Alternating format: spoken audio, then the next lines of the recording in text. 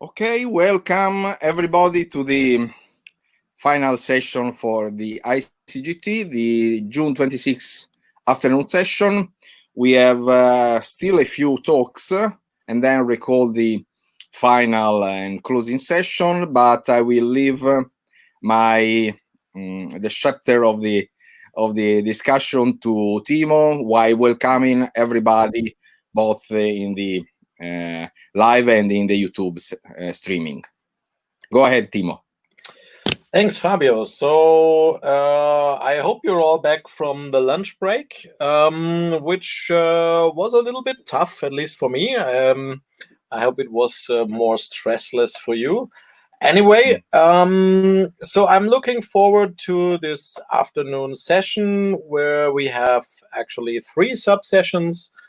The first one is on system modeling with 2 talks. Then we have 4 tool presentations, and finally the closing session.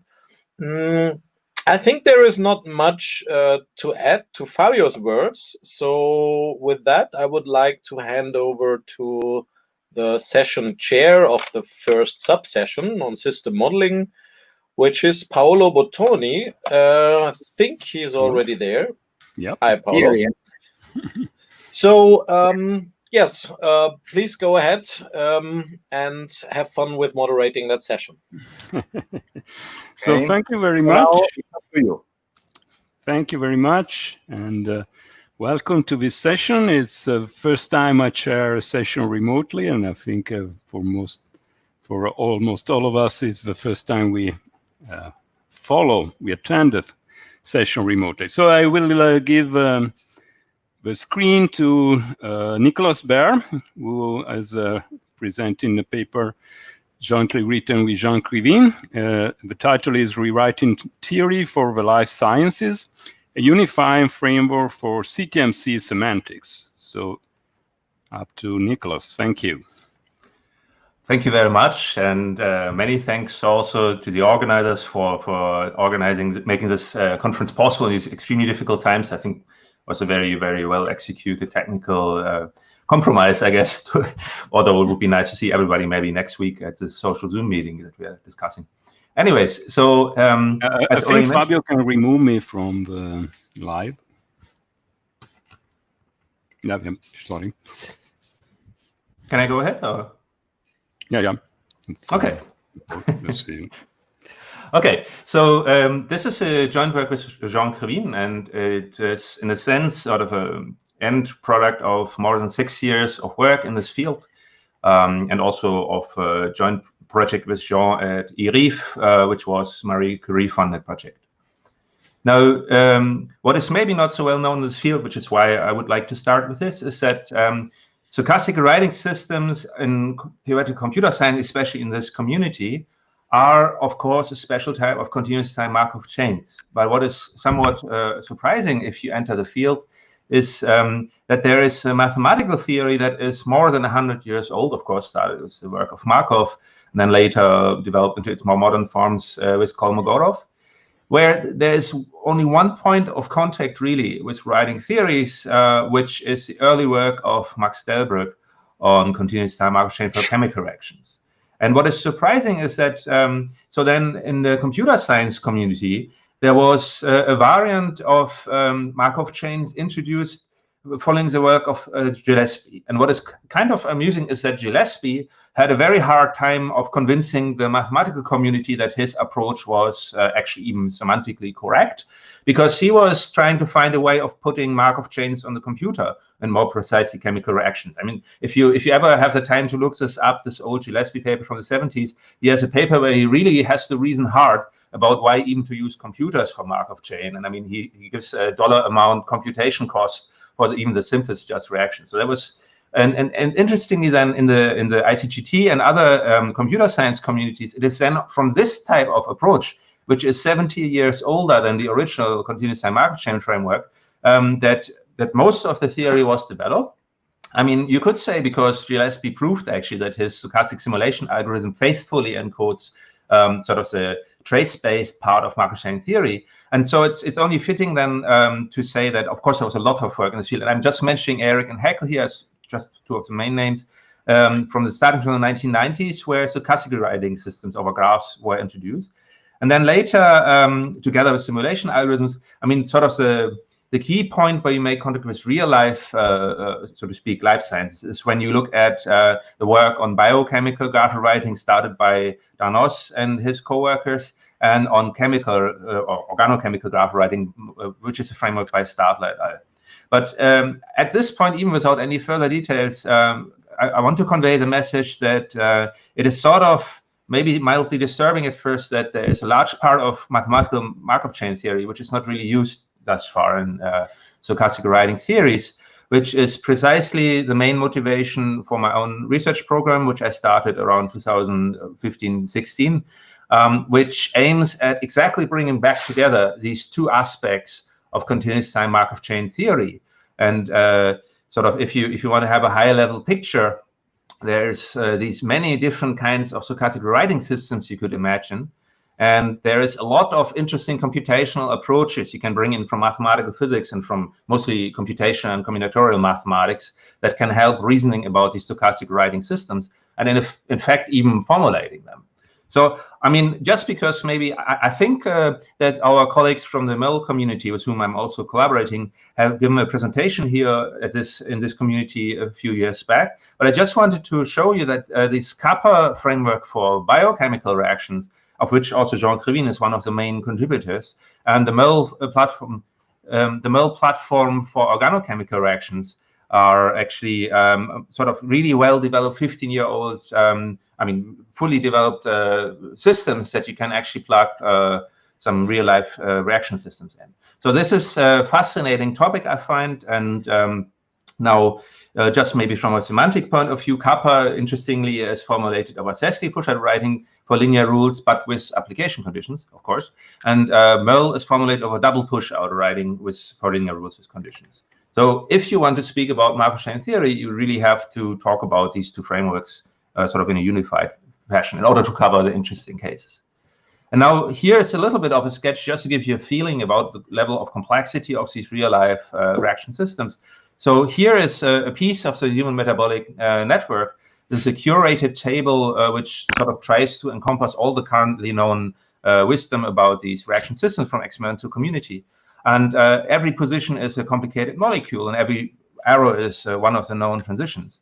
And what you can do nowadays, realistically, really by plugging this in from a database, is to get yourself a simulation run of the system. And then, I mean, you can use some tools to overlay this on in principle, on this type of poster, and then try to reason about the causality and so forth of these individual transitions.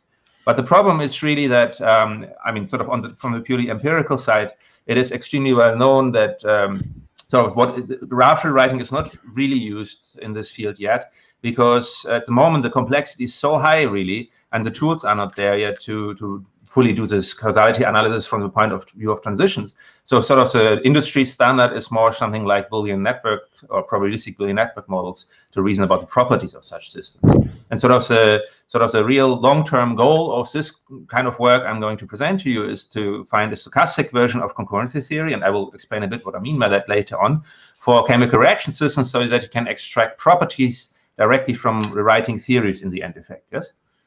Okay. And since the type of semantics I'm going to introduce is very closely related, actually, to the original categorical writing theory, but slightly different viewpoints, so that is what I would like to highlight here. Let me give you a quick example. This is, of course, just a toy example to show some notations. So this is here now an undirected multigraph, and I'm going to build up a little piece of a trace, of a derivation trace at the bottom. And please don't be alarmed. I will draw them from right to left. This will be motivated later on. And in the picture, just to have a little cartoon, I show here a rule that asks for two vertices, keeps them, makes an edge. And so it's in the cartoon, it's drawn from bottom to top. So I mean, you have like two non-standard directions here. Why not? Anyways, and then, of course, you have to find a match. You write, you find another match for the rule now is edge creation, edge deletion, another edge creation, edge creation. Okay, and I mean, until here, this is of course nothing but the categorical writing theory we all know in this community.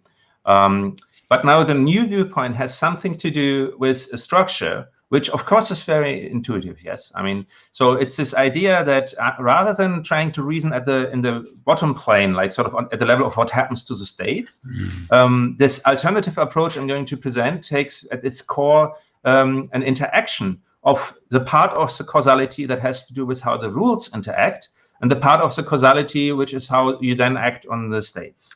And in principle, this is not so far from these ideas such as critical pair analysis and so forth. But the extra twist about this is that you have to combine this idea with a special type of reasoning. And here, the type of reasoning I'm going to use, is something I originally motivated from the physics literature. And it has to do with a certain structure that is presumably not so standard here in this community. So let me spend a moment to explain. So you have a set of rules, and for each rule, you now introduce a basis vector of some abstract vector space curly R. Yes. So think of some countably infinite dimensional vector space. I mean, for the experts, then of course I have to take equivalence classes of rules for it to be countably infinite dimensional. But okay. And this allows us now to introduce what might seem like a little bit of a strange operation. But so the idea is you introduce a so-called rule algebra product on this space by defining it on the basis vectors. So for two rules R1 and R2, you have these basis vectors delta R1, delta R2, and you define a certain sum. And sum now makes sense because you're in vector space. That's what you use the structure for.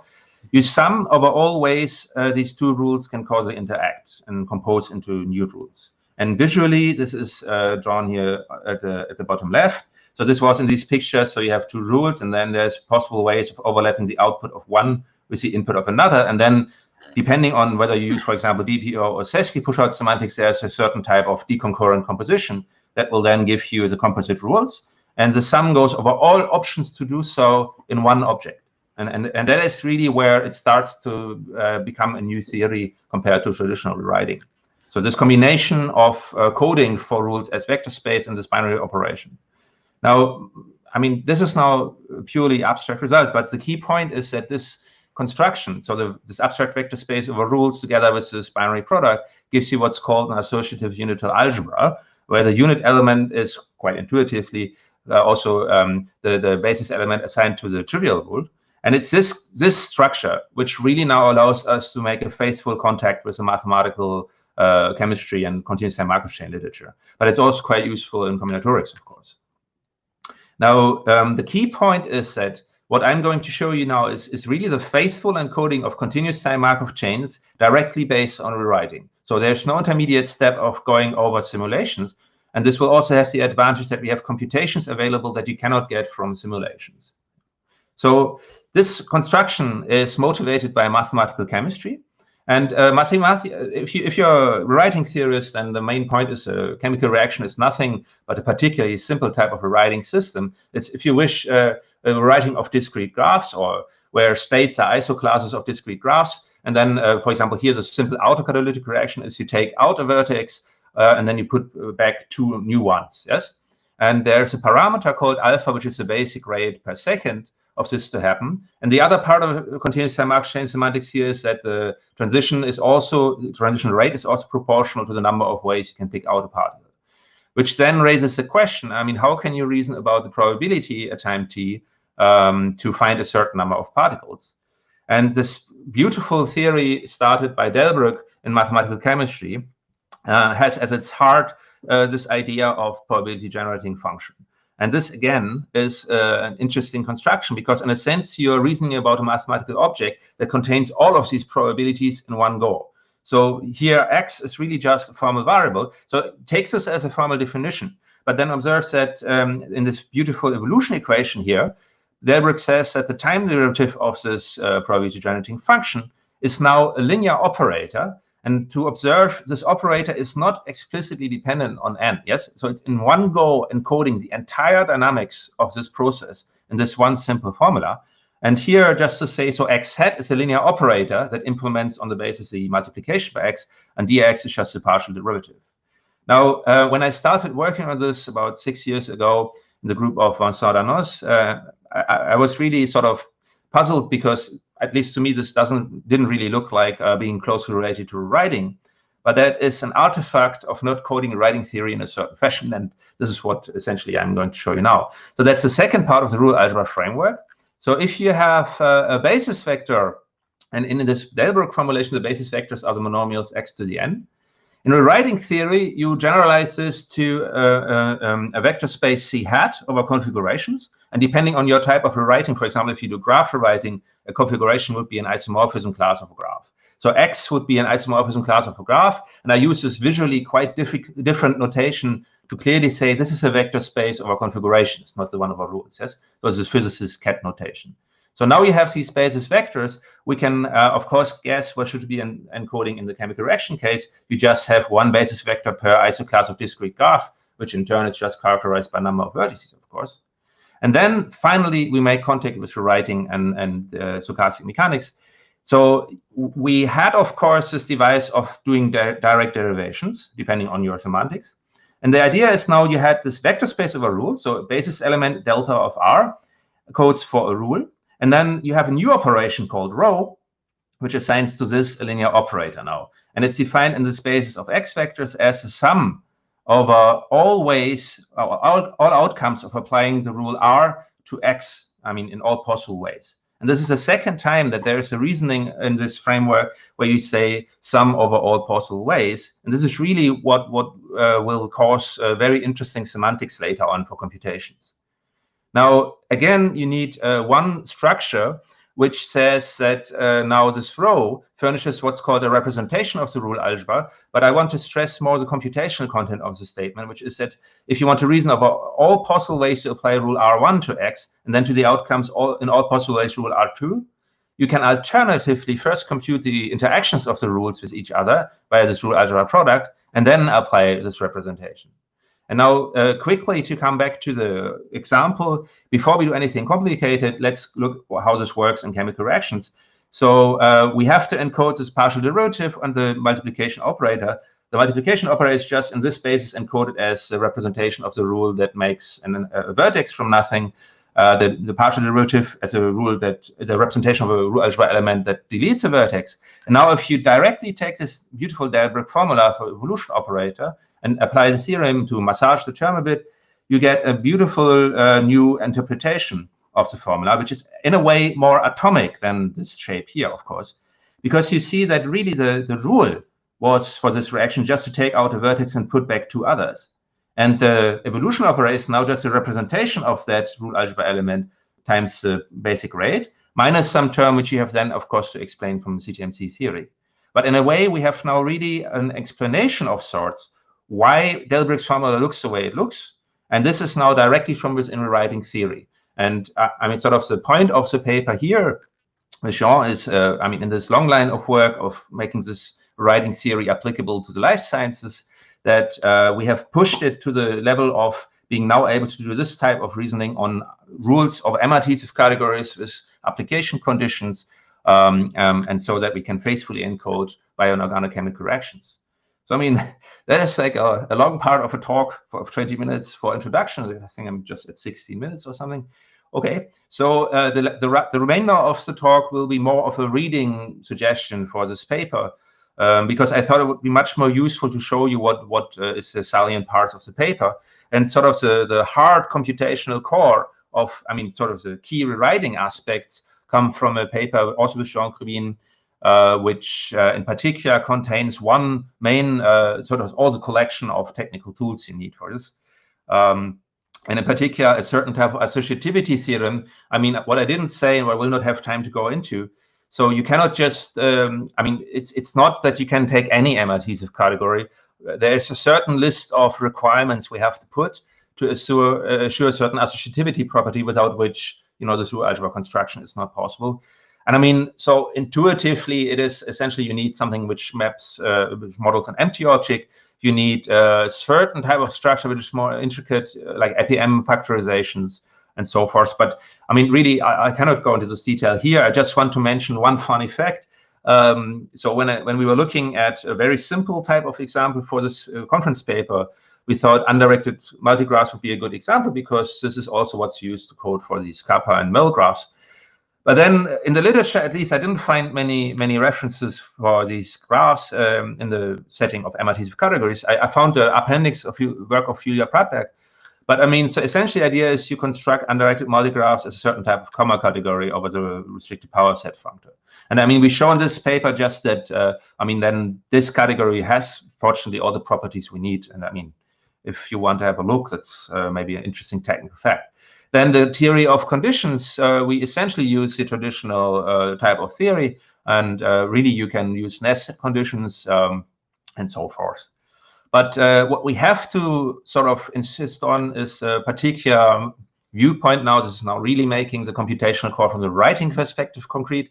We consider linear rules with conditions. And I mean, again, the direction of the spans is really motivated from that in the simplest case, you want to encode the derivation by x and multiplication by x. So, I mean, we could discuss this if you are interested. But so you take linear rules over this MRT category with conditions. But the formalism only will map to rule algebra elements equivalence classes thereof. And so equivalence classes on the plane rule parts are by isomorphism in each position. And on the condition part, you take, of course, these first order logic satisfiability equivalence. So those will be the key entry points of the rewriting itself. Then we use, of course, the concept of direct derivations in either double push out or sesqui push out style. And just to make the diagrams a bit nicer, it comes next. Also, DPO dagger is sort of taking the writing rule, but then going in the reverse direction with the DPO step. That's just for convenience. Because then I can write in one nice formula.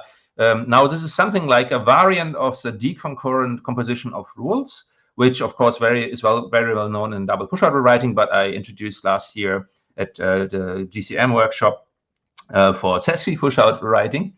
So you essentially, to compose the rules, you have to find an overlap. Then to the left, you do a rewrite step of the composite object and to one with the type of semantics you use, and to the right with a double push-out dagger step. And for the condition part, you have to do the standard shift and trans-type yoga to bring the condition here and from I1 here. Okay, and that is an operation. You take equivalence class, and that gives you a composition. Now, it is this composition you take to define the rule algebra over, this is now part of this conference paper. And finally, the theorem is that with this construction, you indeed get an associative unital algebra that we need.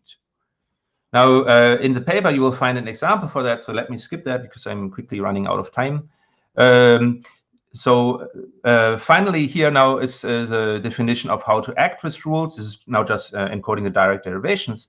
And in the paper, you will then find the precise instruction of how to do continuous time Markov chains. I mean, I realize this is much too long for this short presentation. So I just would like to stress, if you wish to understand how Markov chain theory works from writing systems, this is described here. And there's also the full computational specification of then how to compute moments of such continuous time Markov chains for observables. And I mean, in the paper, you see a few worked examples. And let me maybe then conclude here to just say we can now really faithfully describe continuous time Markov chains with Kappa and Mo. And I think it would be a very fruitful interaction with this community to discuss further the implications for computational writing theory. With this, I would like to thank you very much for your interest and would be happy to answer some questions. Thank you very much. That was fascinating. Brought me back to my youth where I used the brackets notation in physics. Yes. I have a question. Meanwhile, if there are no questions from the audience, if they are coming, the continuous time aspect has been a bit overlooked here, I think. Is there any notion of duration of the application of the production here? So this gives me a chance to cheekily go back to the slide, which I skipped. Sorry. No, sorry. I apologize. It was a little bit too much material for one talk, but okay. No, no, really. So this is exactly what has been overlooked in the writing literature a bit, because being used to stochastic writing in this stochastic simulation algorithm, you exactly give the semantics for how to do the waiting time distribution. Yes, so you wait, you have a competition between rules to fire next, and then you wait a certain amount of time. I mean, and this is certainly distributed, but in the real in the original formulation of continuous time Markov chains, you do something entirely different. So you reason about the infinitesimal change in time. So this is just so you're just reasoning about such a small time step that at most one transition can happen. And now these compete amongst each other. And really this equation exactly then will produce these waiting times for you if you were to simulate it. So, and this is fully algebraically encoded. I mean, algebraically is true algebra. So this is really like a time-independent linear operator. And I mean, that is really the computational core. I mean, that you don't have to, so you automatically reason about all waiting times. So about the time probability distribution over waiting times through this infinitesimal equation. I mean, that was a genius of the Stelbrück equation in chemical reactions, yes. So does this affect the possible idea of a notion of parallel independence? Yeah, so I mean, that is the unfortunate news maybe for this community, or maybe interesting, I don't know, that unfortunately critical pairs, parallel independence, and concurrency. So concurrency theorem plays a big role in the definition of this representation, yes? Because essentially that this is having the right properties comes from the concurrency theory. So that is very important. But the problem is you sum over all options of composing. So parallel independence doesn't really play the same role here because you essentially always sum over all possibilities. So even if you have one parallel independent contribution, that is just one of the contributions, so to speak, yes? So unfortunately, that doesn't play a big computational role. So I mean, the key equation here is really that if you want to reason about observables, you have to take commutators. So you subtract composing in one direction, 2 rules, minus in the other direction. And so in that sense, you have a little bit of this feeling of parallel independent contributions would simply drop out then from this computation. But I mean, unfortunately, it doesn't go that far. I mean, there's not so many computations you can directly do from writing theory. But this is interesting. Yes, I mean, that would be a good direction for interaction, I suppose. Yeah. So there is a I think related question from Raiko Heckel. Hi, Raiko. What is a typical property I can now verify or a type of analysis I can do with this approach? Well, that's an excellent question because, sorry. I mean, I didn't show that this actually goes for calculations, yes? So here, for example, we had a simple model, which is just to illustrate what you can do. So here, it's a model where you create and delete edges, but with an application condition that says you can only make simple graphs, yes? So, and then of course, a creation and deletion. So if you create an edge between the vertices, these two are blocked then to do further. And then the question is, if you do this, of course, intuitively over time, it should equilibrate in some shape. If you randomly delete some edge and you create some, at some point you should have an equilibrium. But what is then, for example, the average number of these edges? Yes. And the point is we can analytically compute this. So we can write down an equation, sort of an ordinary differential equation that is was pioneered in this Kappa framework, this idea. And then you can solve that ODE rather than having to simulate. And then you can just see, for example, here, you can not only compute so here, for example, you would then get how many vertices. So if you also make the vertices, you create and delete vertices. You have, in Sesky push-order writing, you get sort of Poisson distribution over a number of vertices. That's plotted here. So you get the average value of the number of vertices, but also depending then how many edges you have. And that is something that was pretty much inaccessible from simulation simply because of the enormous state space. So sort of the type of computation you can do, you partially observe the system by just looking at certain pattern counts. So you don't have to pay the price of the enormous state space, but you can still extract dynamical properties. And that is precisely the only chance to reason about biological systems, essentially. Yes, because the state spaces are simply too large for simulations. Yeah. Okay, thank you very much. I think you have attracted a lot of people to the paper. I will certainly look into it. And so we have to move to the next presentation. Thanks, Nicholas.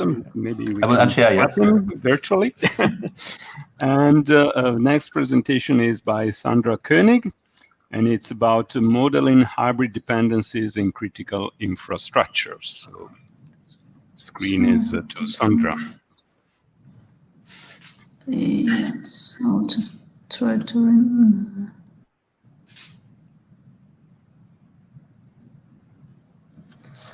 So this should work now. Can you see the screen? Not yet. Yes, it's coming up. Yep. Yeah, probably we should start from beginning, right? Thank you.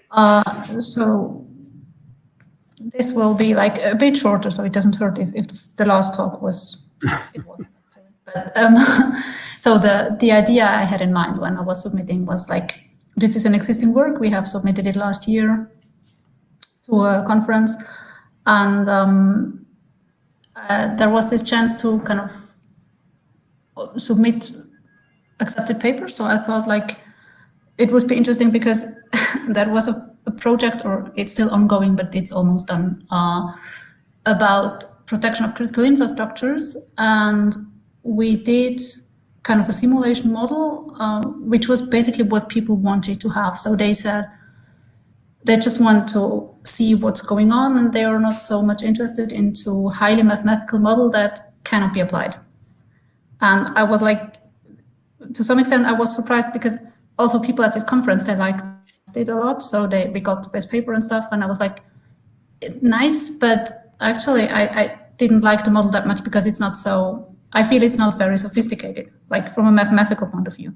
And that's why I wanted to, if the conference had taken place as planned, to discuss and get some input from more experienced people in that domain, because I feel there is like, we can do different things, not to say more or better, but yeah, I feel there is more stuff you can do. So let me just introduce what I'm talking about. So the problem we had is, in general, critical infrastructures, and particular the ones we're looking at, so ports, maritime ports, they have a lot of information about their physical systems and about the cyber world, but they hardly connect these two. And what the whole project is about is generating this hybrid situational awareness model that contains not just these two and like kind of puts them together, but also interconnections between cyber and physical, also human factors, which is like very important for cybersecurity, because that's a good starting point for every like malware attack, and also to understand responsibilities and how the whole thing works as one big thing and not just the parts. So that was kind of the problem we faced, and they wanted to analyze the threats that could happen with two use cases in mind back then. One of which was supposed to be in Spain, so that will also be simulated online now. But at least it has this kind of application in the maritime domain. And what we tried to do was like having we wanted to have a model that was very general, like very easy to understand, but then still you could bring all your domain knowledge that you have. So there is no use in just making a very simple model and kind of ignoring what people actually know. So that's why we did this kind of dependency graph. That's kind of the big picture.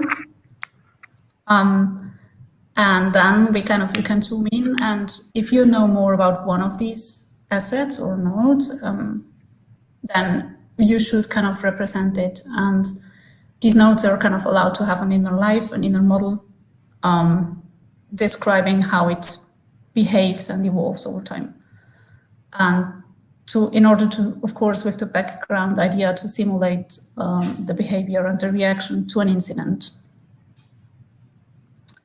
So outside it's kind of easy, it's just a directed graph where the assets are like either physical, so buildings, cameras, whatever, cyber, and also other, like it can also be a process, it can be kind of abstract, just to try to catch the most important things. And also it turned out for, like, as usual, that people were kind of surprised or interested to hear from their colleagues how things fit together in there. So the big picture is often missing in these infrastructures.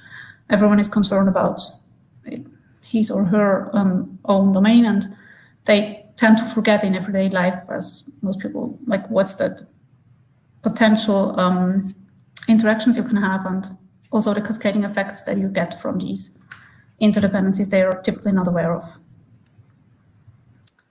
And when you zoom into one of these nodes, so the one thing we proposed in the beginning was to represent it as a Mealy automata, simply because this is, it can be, so an incoming event can trigger a behavior change. which was not, so of course we started with Markov chains, but they had this continuous updating, which was kind of not suitable because we explicitly wanted to have the trigger and also then the notification to neighboring nodes. So let's say these three states, the 0, 1, 2, they represent the level of functionality. So if everything works smoothly, you're in state 0.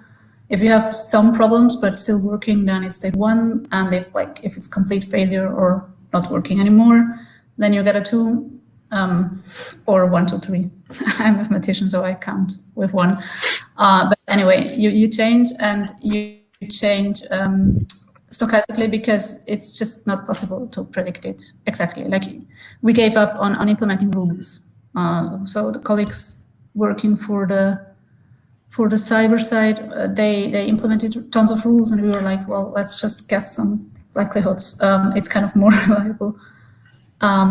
So we have this change, and if one of the assets has a problem or has limited functionality, then it also notifies the neighbors about this problem so that they will react accordingly, which gives it a cascading effect if you simulate it. That was from like 2 slides from the actual presentation that I gave in London last year. Just the comparison. So it's not, basically we did this kind of combination because none of the available methods were kind of suitable. So we wanted to have these external triggers, so no Markov chains. A simple graph is not enough. And of course, kind of the model can be adapted. Like the more information we get, the more detailed we can represent it and simulate it. And also this overview slide that's from last year. So just explaining like kind of step by step how to use it, that you first build this dependency graph and then you start looking at the nodes, depending on, again, how much information you have or how much time and effort you want to spend. Probably it's worth just assigning the dynamics or characterizing the dynamics for each type of node. So maybe, or hopefully, all the cameras work in the same way, and you just set up the transition once. Or if you have some time, or if you want to do a port like in more detail, then you just assign different probabilities. You can still change it, but you get this default value. And then you do the simulations, and based on the simulation, of course, you can do some statistics. You can have a distribution over the expected impact, or you can visualize the results, something that kind of critical infrastructure people always like to have a picture at the end. So something like this. If we consider a very, very tiny part of a port network, one thing that is of interest could be the an LNG area that is surveyed by 3 cameras. They are like working with a surveillance application that is again on a server. This server is in a room, and also of course you have access control to the area itself. You might have a database on this server.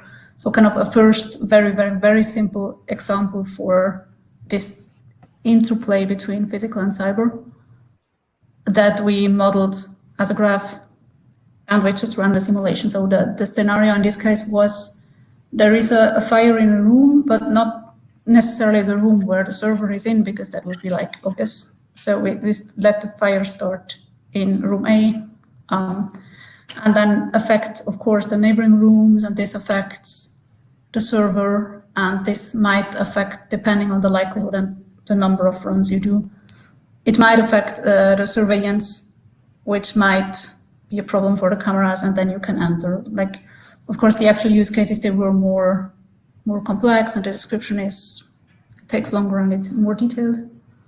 But that's kind of the big thing, that you would do the big picture, the idea that you just run some 1,000 simulations, and my colleague did it in MATLAB.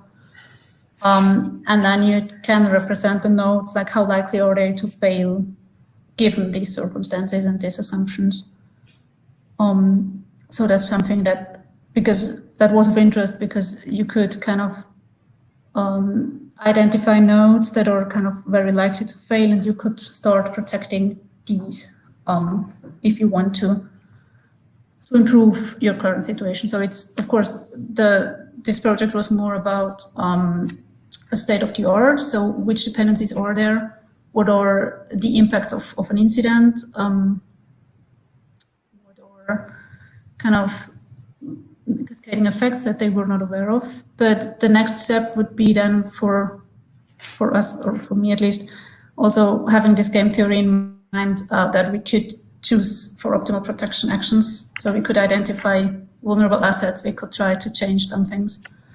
But of course, the thing that or the reason why I was targeting this conference was that I would like to change the graph structure. Kind of, the dependencies might also change over time, right? So far, we only have dynamics inside the nodes, which is nice, but far from enough, I feel. So that would be, not sure if we have a new project, that would be a step I would like to take.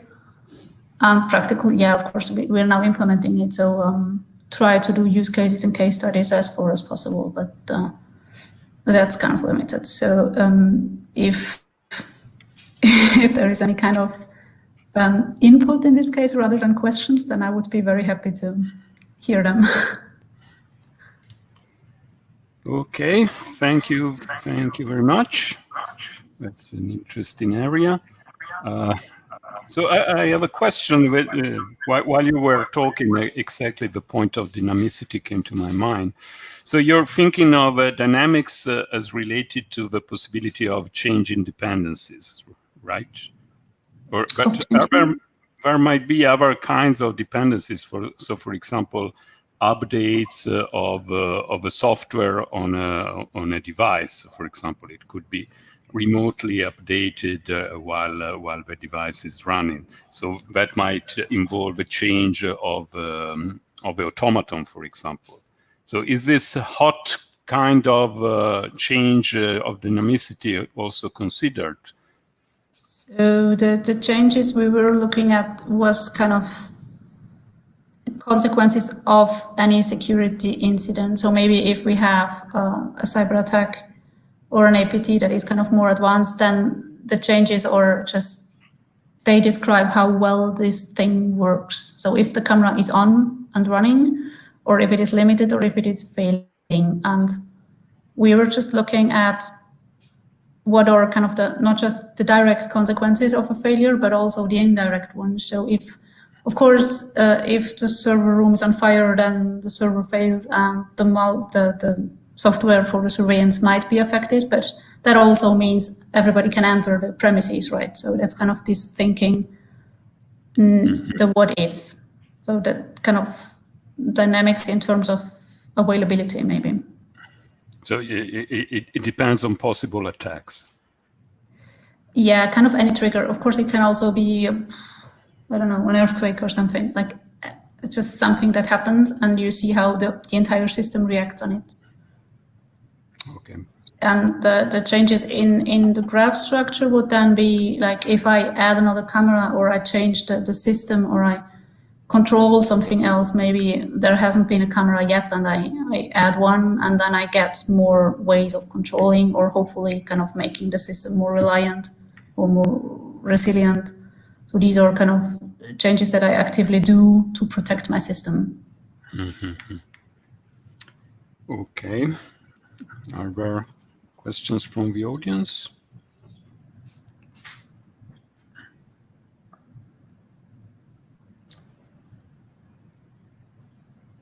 And you were mentioning some, but you were not so happy with the mathematical aspect of it. Where would you point your theory in this case? So basically, these two steps that I mentioned at the end. So first, I would do some, or one could optimize the protection. So once I know what is possible, I can also choose most efficient and cheapest actions. So applying some game theory. And the other one would really be like seeing, or maybe that's part of the same question. So if I happen to change the structure, so introducing a new camera or whatever it is, changing the graph, how does it affect this kind of response to a failure or to an attack or to an impact? Does it make things better or worse? What is kind of the effect on these cascading errors? That would kind of be the two main things. So changing the graph and playing a game, or maybe both. So you might compute some optimum, for example, of the directions of the cameras or things like that. What is the area covered? Kind of which action is, or which combination of actions are the ones that reduce my impact due to the attack, so minimizing the damage, basically. Okay. Are there other questions? Let me check here. Okay. Okay. So, well, we have finished a bit ahead of time. Thank you very much. And virtual claps. And I go back the control to Timo. I think there's been something going on behind this scene. I think we will have a short break around. Yes. Thanks for chairing that session, Paulo, and thanks to the speakers. It's the first sub-session where we are actually ahead of time, which gives us the chance to have a small coffee or bio break or whatever. So I think we shouldn't start with the next session because some people might jump in right on time at 3 o'clock. So as just as a quick reminder, we arranged a Zoom meeting for socializing after the closing session, and you find the link for that Zoom meeting on the webpage in the program. It's without any passwords, so you can just freely enter the Zoom meeting. I will start it right after the closing session.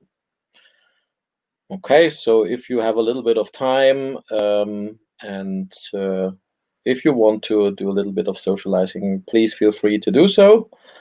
And now I think, yes, Gabi is ready in principle, but I think, yes, we should take the chance and have a small break until 3 o'clock.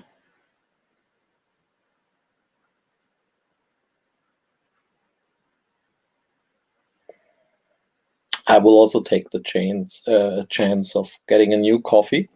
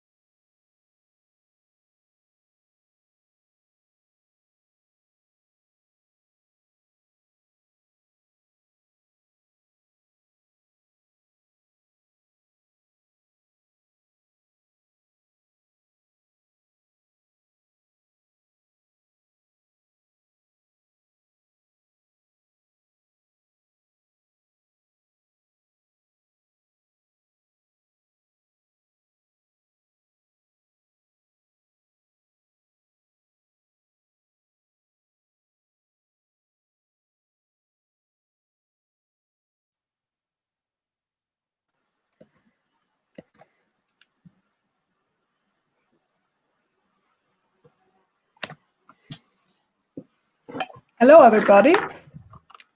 Timo, do you want to say something? Not much, Gabi. I'm just looking forward to the tool presentation session and hand over to you. I think there's not much to say now. Okay, so welcome to the tool presentation session. And we will have 4 interesting tools which will be presented. And yeah, we start with the first one. And the first tool will be presented by Lars Stoltenau. And it's a flexible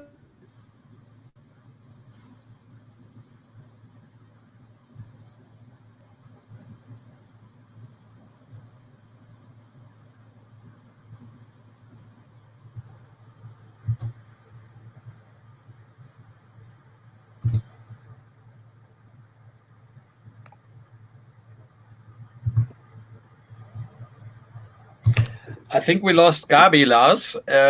So I will jump in as an intermediate session chair. Okay. So with a very brief introduction. So if I remember the paper correctly, it was about a library for developing graph-based tools in Java, right?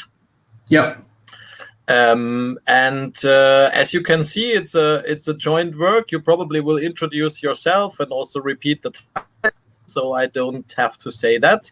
And please go ahead and have fun with the presentation. Okay, thank you. So as you all see, this is a presentation about the flexible and easy to use library for the rapid development of graph tools in Java.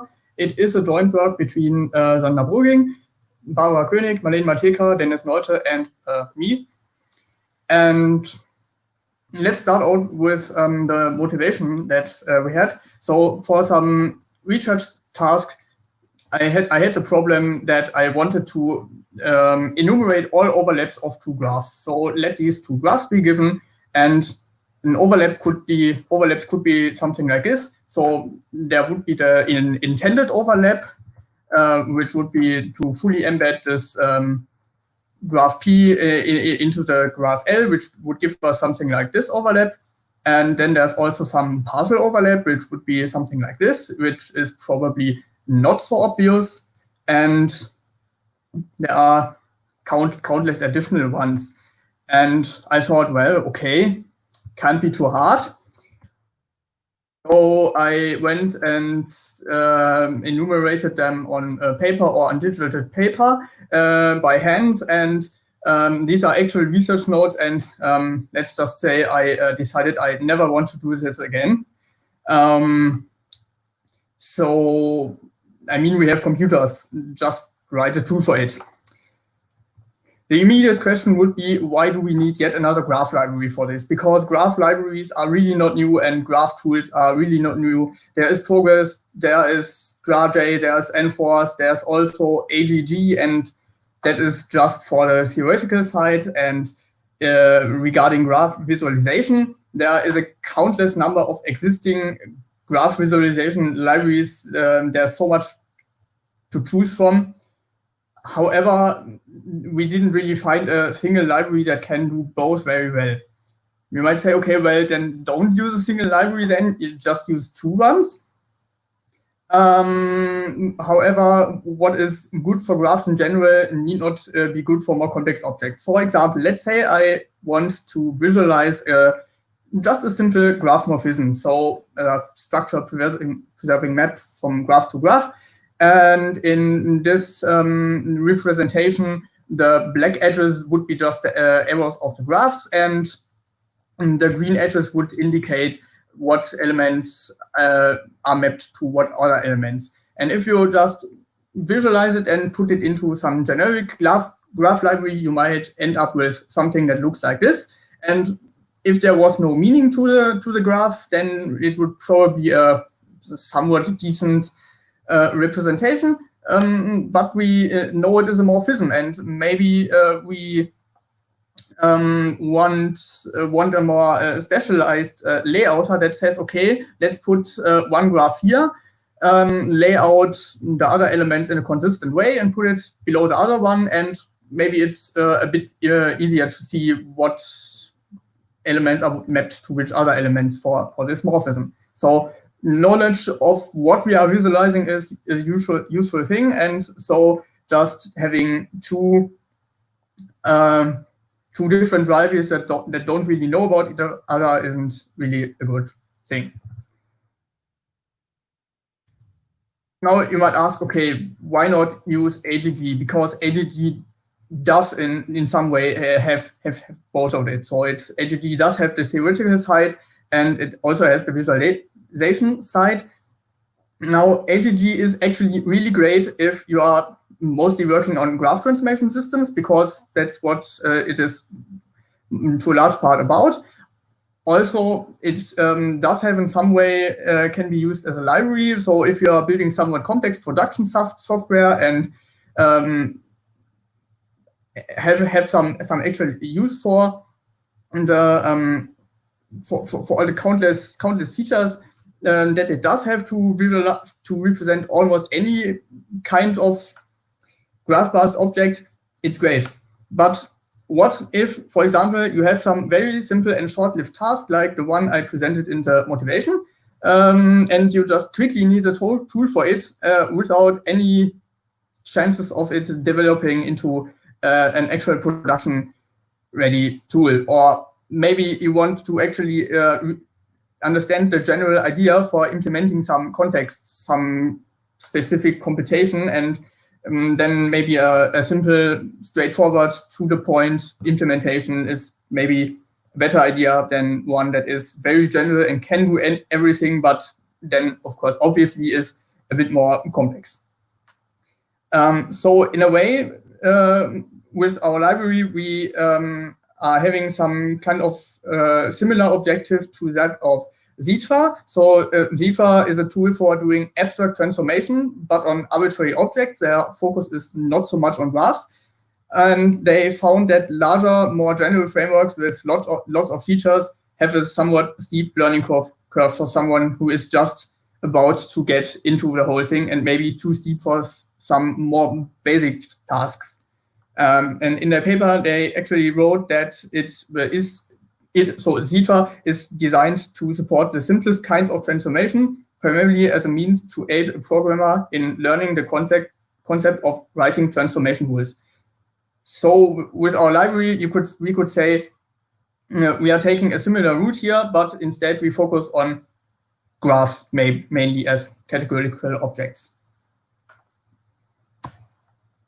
Okay, so what are the actual components of our library? So at its core, there is the Java graph component, which is concerned with all the theoretical constructions. So it's about representing graphs, about graph morphisms. It is responsible for doing whatever kinds of computations and transformation functionality there is. So we'll go a bit in a bit more detail about this functionality in a few moments.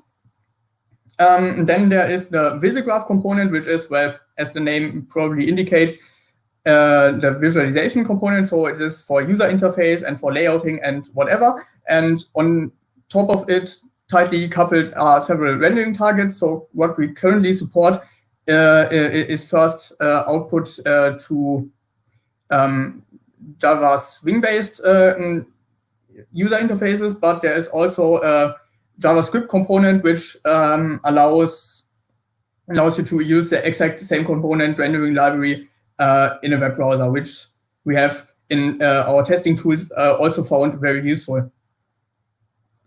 Now there is some big space in the middle. Let's fill that one. We obviously need to tie these two components together.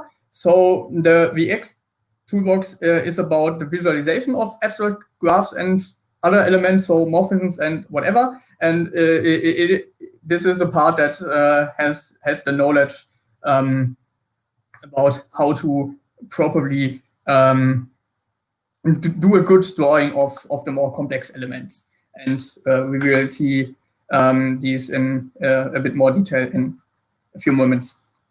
There's also another small component called catlib, which just allows the same kind of computations, but for arbitrary categories. So if you want to say, well, it's nice that my construction works on graphs, does it work on other categories, and is it useful for them? Then you might simply switch over to this other library and then use maybe Java Graph as a backend or implementations of other categories. But okay, so much for the components. Let's talk a bit about Java Graph. So of course you can create graphs. You can of course create graphs using code. There's really nothing special about this. It would be a shame if this wasn't possible. More interesting are probably the other options that we have. For example, you can load graphs from SDF file. What is an SDF file? An SDF file is a custom text-based file format. It looks somewhat different, somewhat similar to dot, and it is intended to be written by humans and not so much by tools, because there are great data formats to be written by tools. But if you want to quickly really type some graph into the computer, basically, then you probably need a very much simpler format, and this is what we came up with. So it basically looks more or less like you could scribble a graph onto paper. So as a comparison, so this code and this SDF code, and both would represent this graph.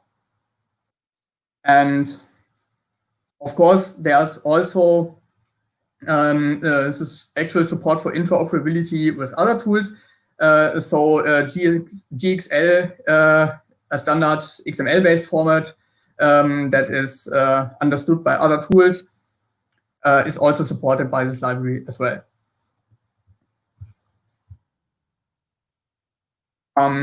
Of course, you can also preserve morphisms. As said before, it is a structure preserving map between graphs. It can be total or partial. So if you have two graphs like these, for example, you could say, okay, a morphism would be to say, well, maybe I want to indicate that I find this these two nodes and this A edge in this other graph at this position. In this case, it would be a total morphism because all objects are mapped. And in code, you would simply represent by say, okay, give me a new morphism, and then map edge 1 to edge 2. Now, there are 3 elements mapped. Why is there just one put statement? Well, the library tries to apply the node mapping as well. And if this is possible without creating a conflict, it will just add them automatically. If there was some conflicting node assignments already in the morphism when I try this, then it would simply throw an error and say, you did something wrong. But if you are just building morphisms from scratch, then you can simplify this a bit by just saying, okay, map the edge and automatically add the nodes as well. In SDF, this would look the same. So in this case, we assign some identifier to the edge that we want to map. And then we can, in the description of the morphism, just refer to it and say, okay, map this edge to the other edge. And again, the node mappings are added as necessary. What other objects are supported? Because so far this is probably a bit boring. So first we support graph transformation rules and graph transformation systems in single push-out and double push-out approaches, which could be described, for example, in SDF in using a shorthand notation. In the shorthand notation, all elements with the same name would be automatically mapped, but you can also explicitly specify the mapping itself.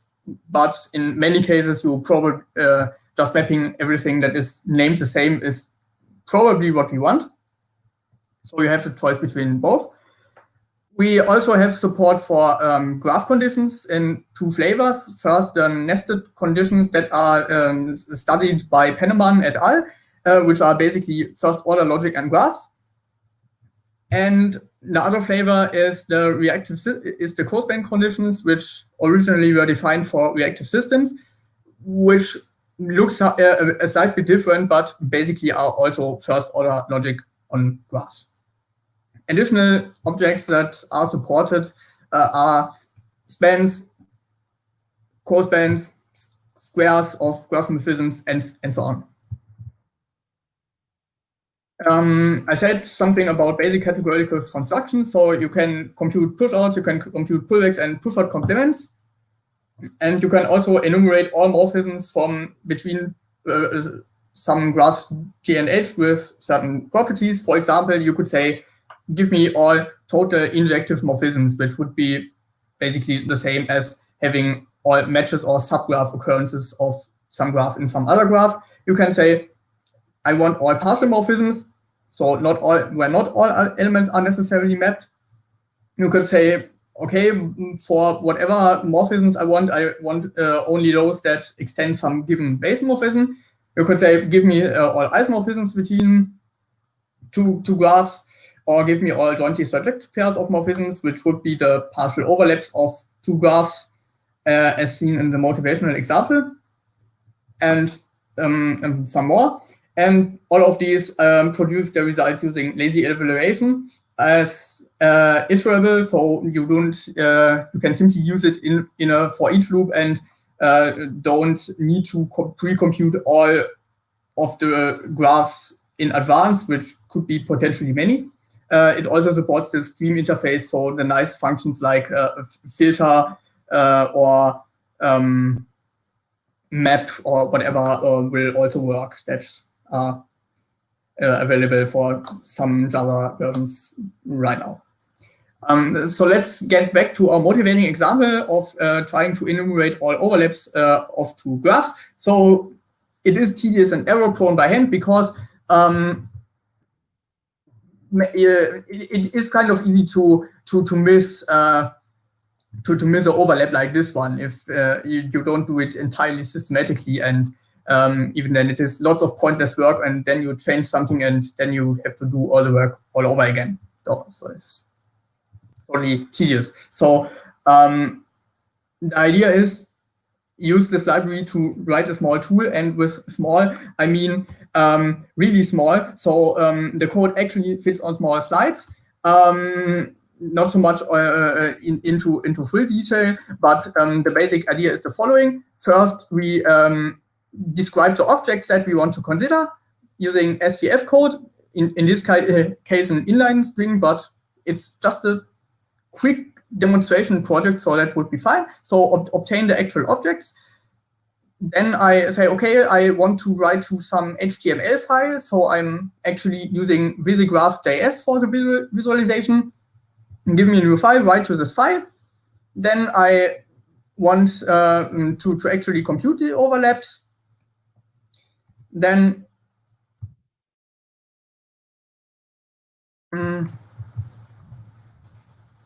oh no.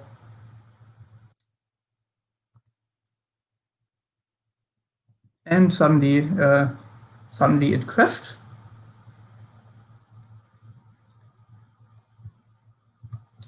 Let's try to start the presentation again.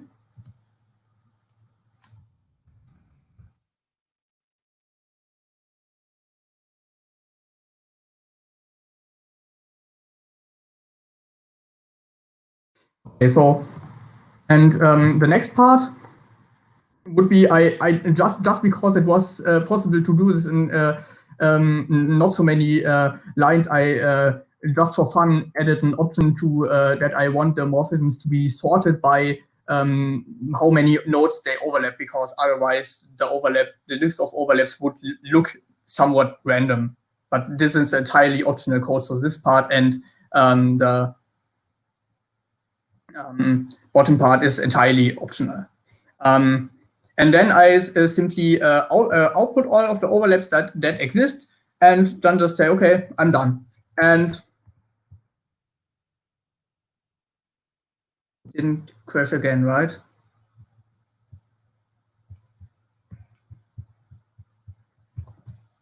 It did crash again. Okay.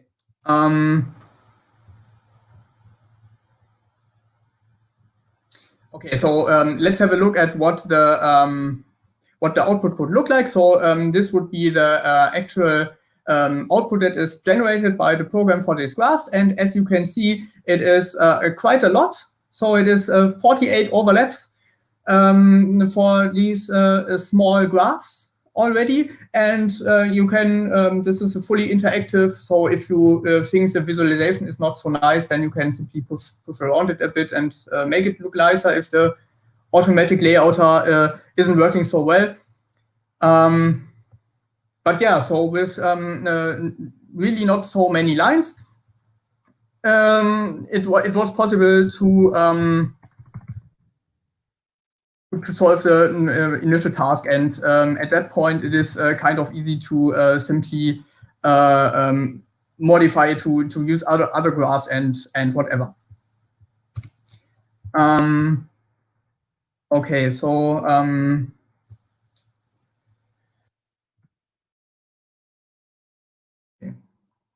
how many times this will crash again? Okay, so let's revisit the components again. So we have seen Java graph in action, we have seen Visa graph in action, and especially its JavaScript variant running in a browser. We didn't really have a closer look at what is between these two parts. Let's quickly do this. Let's have a look at VX Toolbox.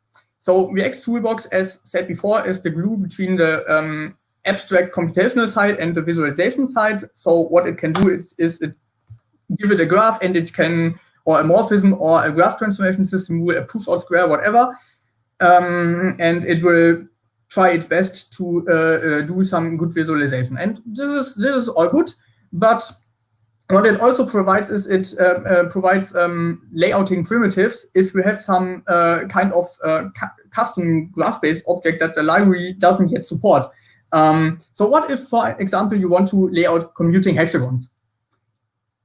So you want something like this given on the right, and the layouting code would be something like this. So I mean, it is tiny. You will probably not be able to read it, but as you can see, there are lots of common parts, which is simply because a hexagon would have 6 morphisms. So of course there are 6 times some things to do. So what is basically done is take the graph from the hexagons, then lay out one graph, then arrange the elements of the other graphs in a consistent way to that, so that you can visually follow what is mapped where, add the green morphism arrows, and then just put all of the 6 graphs on the corner of a hexagon.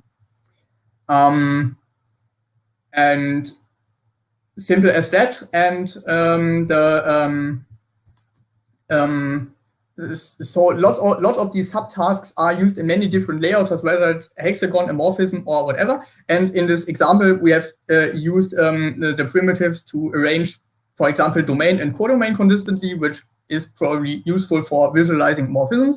Also to explicitly indicate the morphism mapping using dotted arrows, just in case this isn't entirely obvious from the node placement, or to lay out a whole or part of the graph.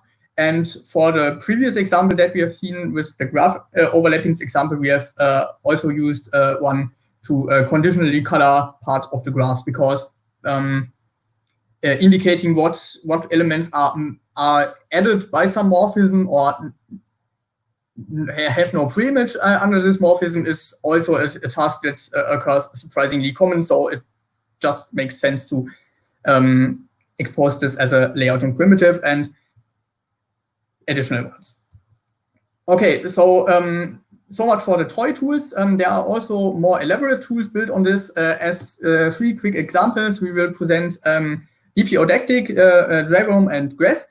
So dpodactic is a didactic tool for double push-out graph transformation systems, and the idea is to teach it to someone who doesn't really know it yet. So this is a partially into the tool already.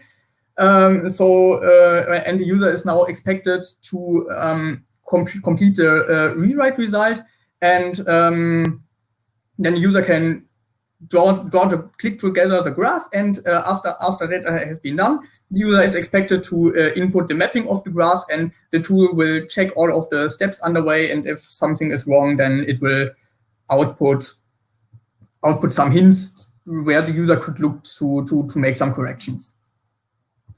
There is Dragon, which which stands for I forgot. So the idea is that you have a graph transformation rule and you have a multiple annotated type graph, and you want to figure out the strongest postcondition for this rule. So the problem is that you cannot really directly rewrite this type graph because there isn't necessarily an exact match of the left-hand side of the rule in this type graph. So the idea is to pull out a rewritable materialization so that you do have an explicit match of this of the left-hand side, and then you can rewrite it to get the strongest postcondition. And this is what the tool basically does. And there's also Gress, which is a tool that does termination analysis on graph transformation systems. So you give it graph transformation systems, and it tries to figure out, using several algorithms, whether this system will terminate or not. And this would be some kind of example termination proof that it can produce. So it says, okay, these are the graphs, and then it applies several criteria and then tells you why it thinks that it is terminating. Okay, that's it. Thank you for your attention. Are there any questions?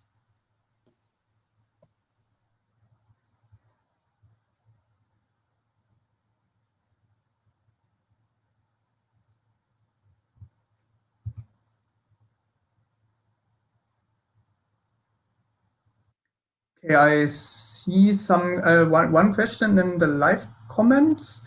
What types of graphs are currently supported in the core library, directed multigraphs?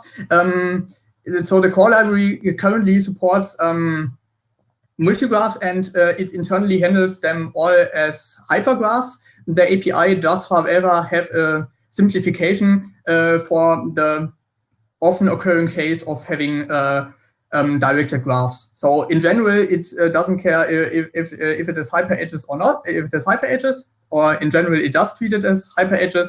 But as an addition, there are also two methods to just say, give me the source and give me the target, which would be the nodes 0 and 1 attached to this edge. The other ones, not really. You could probably somehow make the library take this, but this wasn't the main focus. Sorry for this problem, but we disappeared Gabi for a little while, so I'm entering in. And you already answered, Patrick? Yeah. Let me see the. Have you seen this question? Yeah, I have too many speeds attached here. You already answered it? Sorry. Yeah. I have 3 monitors here. I was able to follow that. That's a good point, actually. Thanks, Lars, for that. I'll try to put back. Gabi, are you there? Let's see. Yeah, I'm here. I'm sorry that I'm here and there, so my internet connection is not working well because we have a thunder and lightning here. I think it's the reason. Actually, I have other.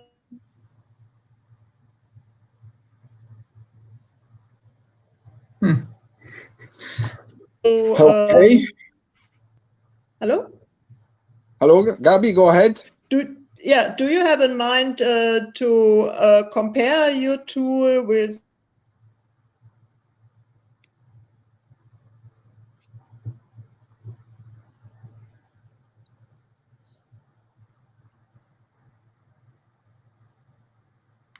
Okay, so Gabi is probably gone, but there is I see an additional question. Why are there no labels? Let me put it online. Go ahead. So actually, the library does support node labels. It was just not shown in the examples in this talk.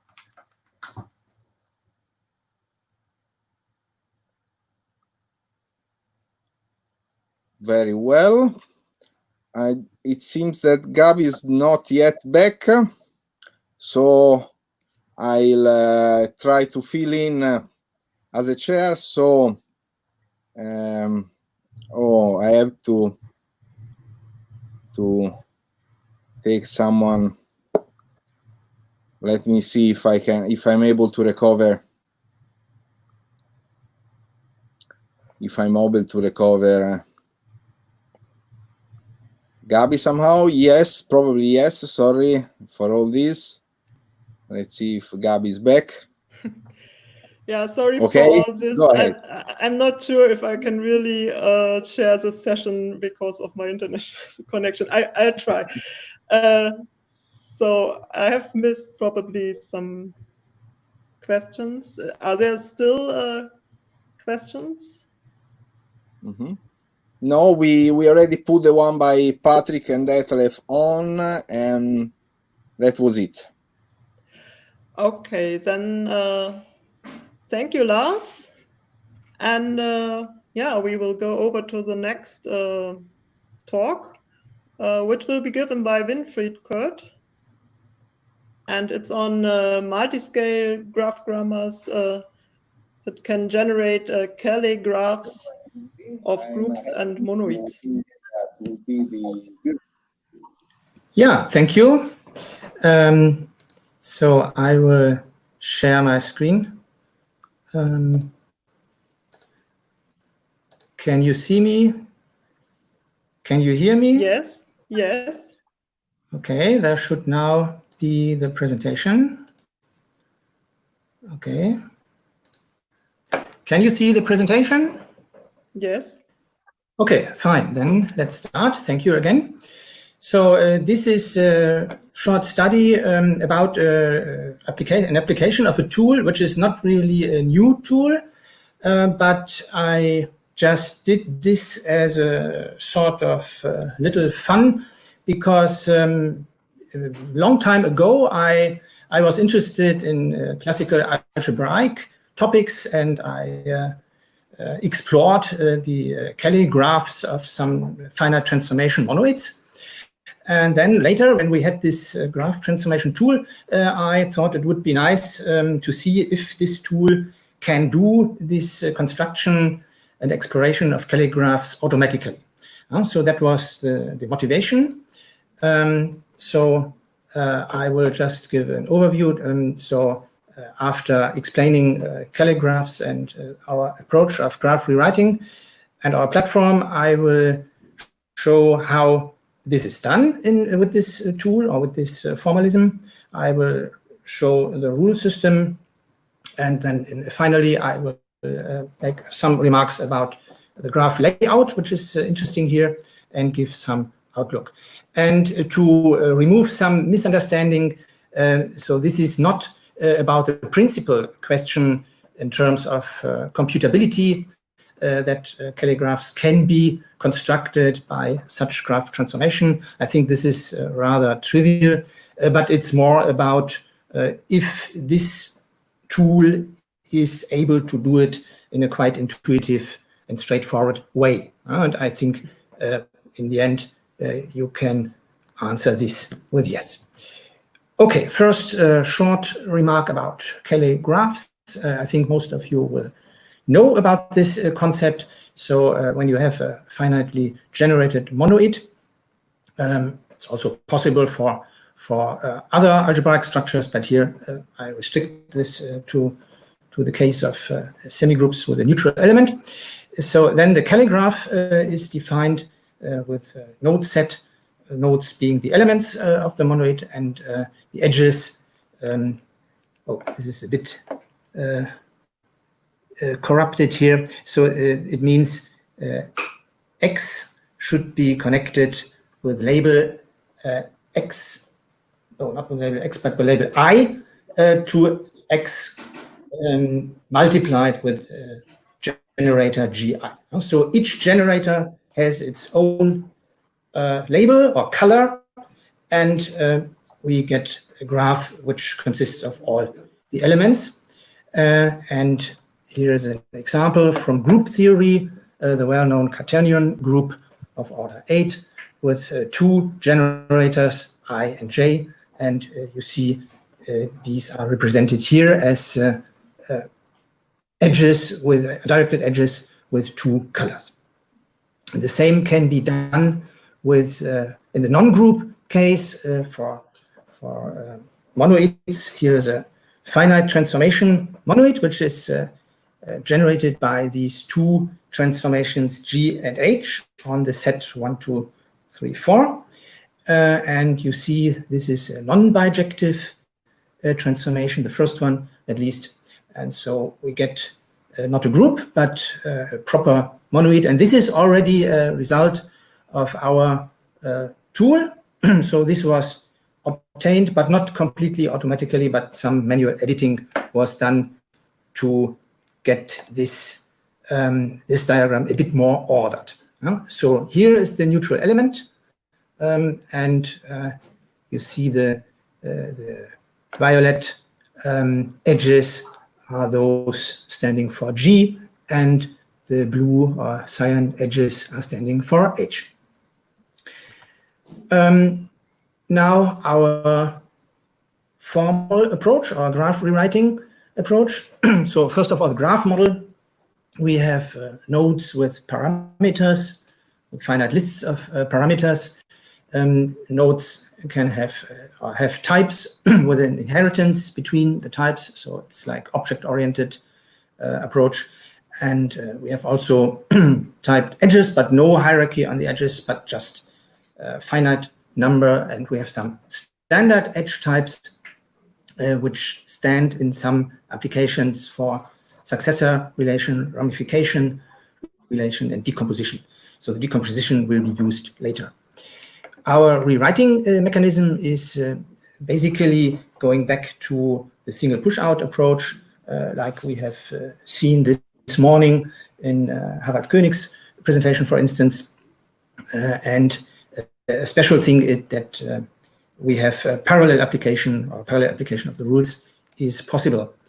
And it has been extended by some ad hoc extensions. So in the moment, it's not all based on strict algebraic considerations, but we have many special extensions which were created for specific application cases. This formalism was implemented into a programming language, a full-fledged language, which is an extension of Java. It provides an environment for rules and also an imperative environment, which can be distinguished syntactically.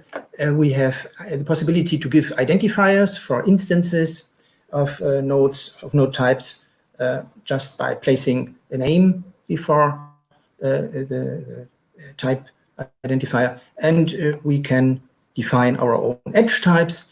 And a strong tool are subgraph queries, which give the possibility to look for some patterns occurring in the graph and to extract information from this.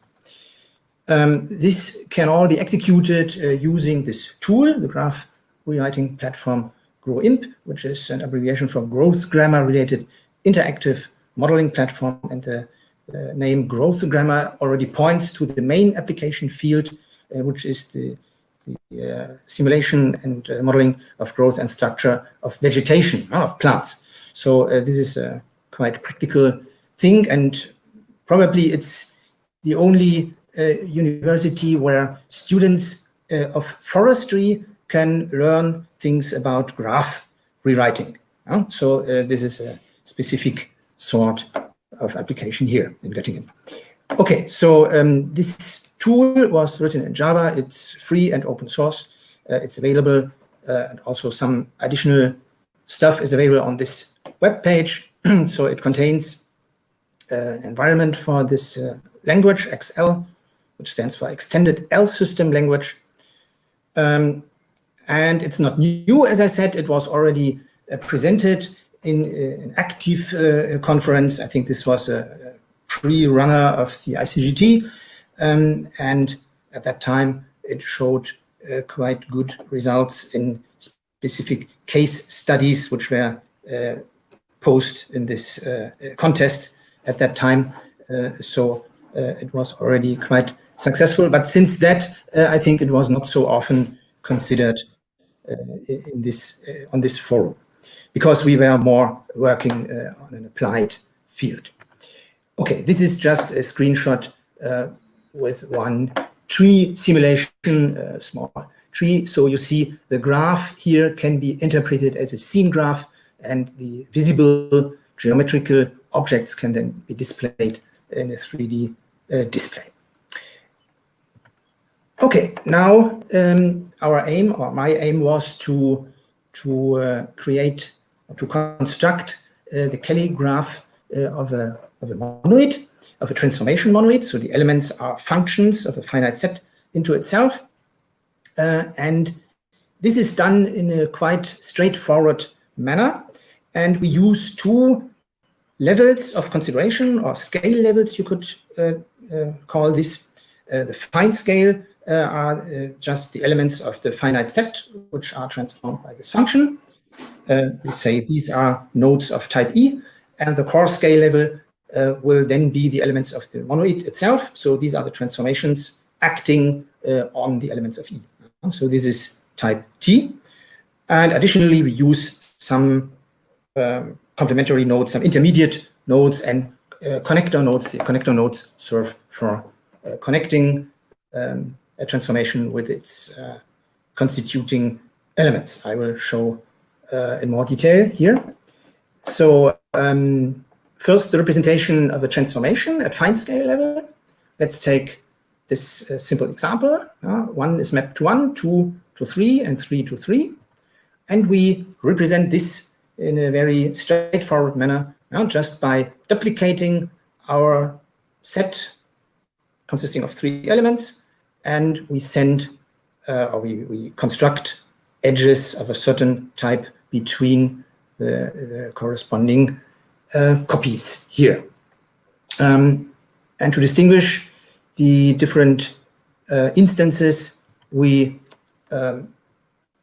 make, or we attach a parameter, an integer parameter, and we can just mark them or label them by 1, 2, 3. Or for a certain technical reason, we decide to use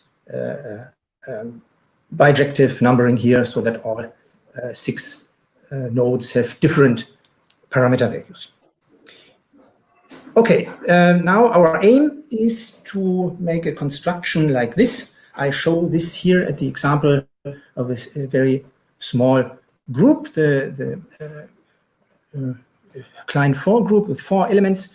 The 4 elements are generated by 2 permutations, and you see here the 4 permutations which can be generated by these 2 generators in total. So here's the identity mapping, which is to be found here. You see here the pattern of the identity mapping, and then we have the first generator here replacing the elements 3 and 4, and we have G2, the second generator, exchanging 1 and 2, and we have the product of both, and that's all.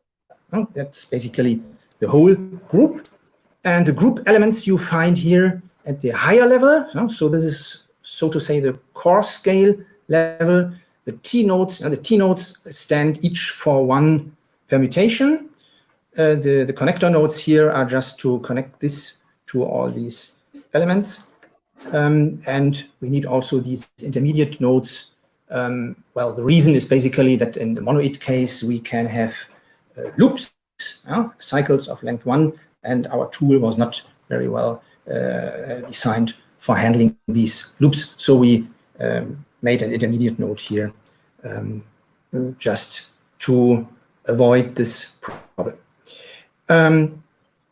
Okay, so these are the permutations or transformations in general.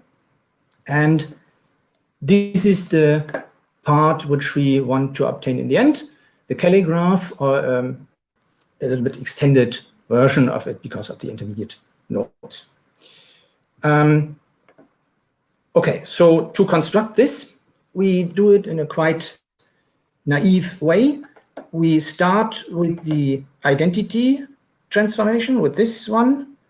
So we start with a single node here, and then we multiply with all generators, with the 2 generators in this case. we perform the multiplication here at the fine scale level, and then we check the results. We check the results if they are identical with something which has been produced before. If this is not the case, then a new node is added here in the at the cause scale into the calligraph. And if it's identical, then we redirect the corresponding edge to the element which was already produced. So, and this way we continue until there are no more new elements. So this is the simple algorithm, and you would do the same when you do it manually. So the first graph is the initial graph with just a single node standing for the identity transformation, which is to be seen here. And the other nodes are just of a technical nature, the root and this intermediate node and a connector node. You see here different types of edges. So these are, this is standing for one generator, the first generator. This is special sort.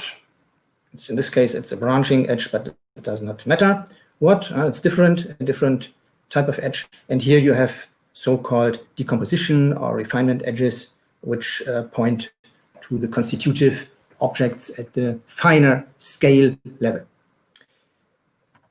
Okay, so the first rule will just produce this pattern. I do not go into the details of this syntax. You see the different sorts of edges here, which have some abbreviated notation. And here, this is for the for type X. This is also a special self-defined sort of edge, which is to be found here between the elements at the higher the higher subset and the lower subset between which the transformation is defined. And there's the loop where we produce corresponding edges here for all elements from E with parameter 1 until E with parameter n. Second step is now to multiply with one of the generators, with generator GI. And in the first step here, we just copy the corresponding transformation. So the part of the graph hanging below the connector node will just be copied. We have identical subgraphs here, which correspond to the subgraph which stands or which is represented by this T node in the calligraph. Okay, so this depends now on the number of generators. And it's important that this has to be done sequentially. So we go through all existing nodes of the calligraph and we treat them one after the other. So we introduce an ordering by some global index M here. And in the case of two generators, we can just calculate by taking the even and odd case, but it's easy to generalize, of course. And here by clone subgraph, we produce this copy. So this checking and this counter enforces the sequential application, so we don't have parallel application for this rule. Then in the next step, we want now to do the multiplication or the composition of the two functions, the given function and the function represented by the generator. And we do this strictly at the level, as a fine scale level of the elements E1 to En. So for this example, we have just a transposition and we apply this transformation here, or we attach this first. So this is the first step, insertion. We insert this pattern. We can do this by using this rule in the code. And then we do the proper composition, which consists of two parts. So the first part is a very simple graph transformation rule. We just delete this intermediate node. And we get, again, a simple graph standing for finite transformation. And And the second step is only necessary for the non-bijective case. We have to delete these superfluous edges here in the part below. So this is just for cleansing, for making or getting rid of these unnecessary parts in the end. And this is done in parallel. So this is effectively done in a parallel manner. And we do this using these rules. And the first step must be processed before the second one. So there's still sort of sequentiality by using this derive command here. Well, the next rule is now treating the case that we found is something which we have already produced earlier. So some transformation which already occurred in our calligraph. So we have to check for equality of the produced subgraph here, which is U prime here. So if this is identical to some other subgraph, so if this pattern occurs, so the whole left-hand side is the pattern we are looking for, then this part below C here is deleted, and the incoming edge is redirected. So this is now the proper checking and construction of the calligraph structure. And this is done here by this code. I don't have the time to explain all the details. We use still some flag here, so it's a bit technical, but maybe it could be improved when one looks more close to this. There is still some global control necessary to control the sequentiality of these different operations. So this is done for all generators from 1 to D, depending on the number of generators. And finally, we can do, if we want, we can do some simplification of the obtained full graph. The full graph consists of both levels of detail. We can, if we want to remove the fine scale part, by just deleting the connector nodes. And because our approach is based on the single push-out approach, then all dangling edges will disappear, and also the part below. So it will we will completely get rid of this. And then, if we want, we can also remove the intermediate nodes, but only if there are no loops, as I said, by just applying this simple rule. We just delete this intermediate rule and make the direct connection with generator GI here. So to show one example, this is again this simple monoid, which was generated by these two finite transformations. So here the fine scale nodes are already removed, and the whole thing has been edited a bit manually. Otherwise, it would look more chaotic. And we can now do the second simplification step by getting rid of the intermediate nodes, and then it looks quite better. To point out some things about the graph layout, our tool provides already a standard layout algorithm, which is a combination of an energy-based layout using some optimization and a classical tree layout. This was the result of a student's internship, and it was really good. It works very well for many application cases, and also here, because it separates automatically the fine scale from the coarse scale. You see, this was our example of the Klein for group, and when we do it with our tool, we obtain this, and this is not edited. So this was the result of the layout, of the automatic layout.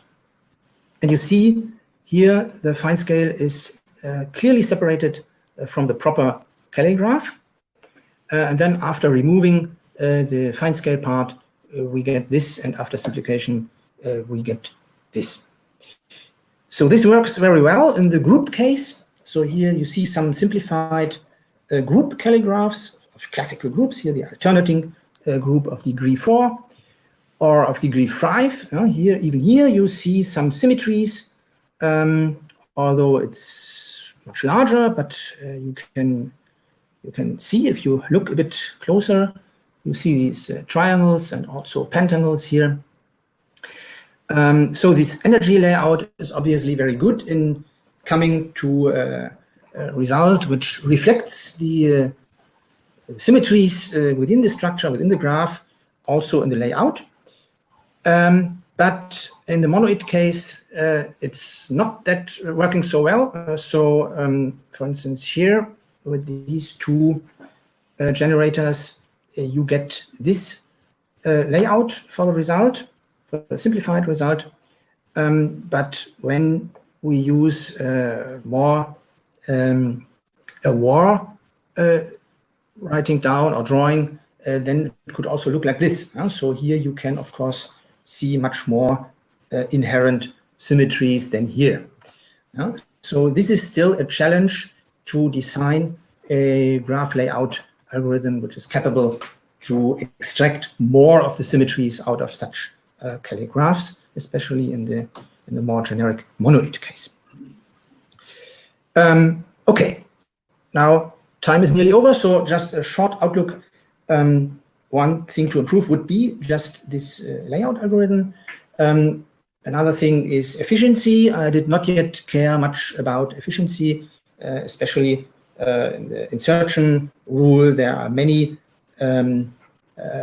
tests to be done, so this is not very effective. On the other hand, it's possible, or would be possible, to exploit the parallelism, especially of the composition rule, which is very simple. So this could contribute to a faster version, because currently with a high degree of the transformation, it's still slow when you do a lot of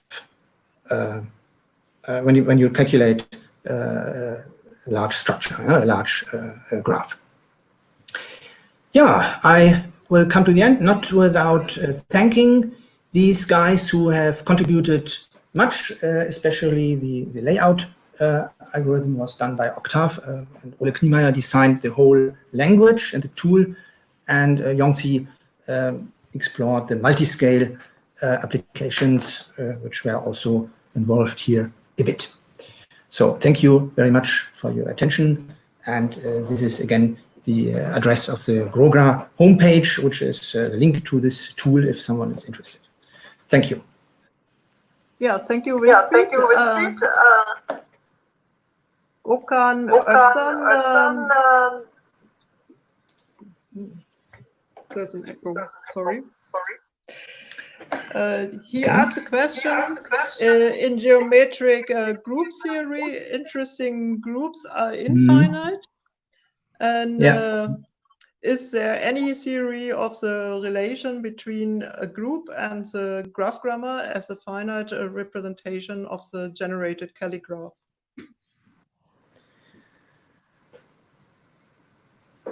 I must admit, I cannot really fully answer this question.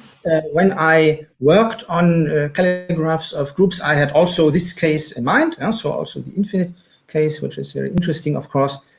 But of course, in the moment, it cannot be handled by our tool, and I did not consider it now in this context. No, sorry. Another question.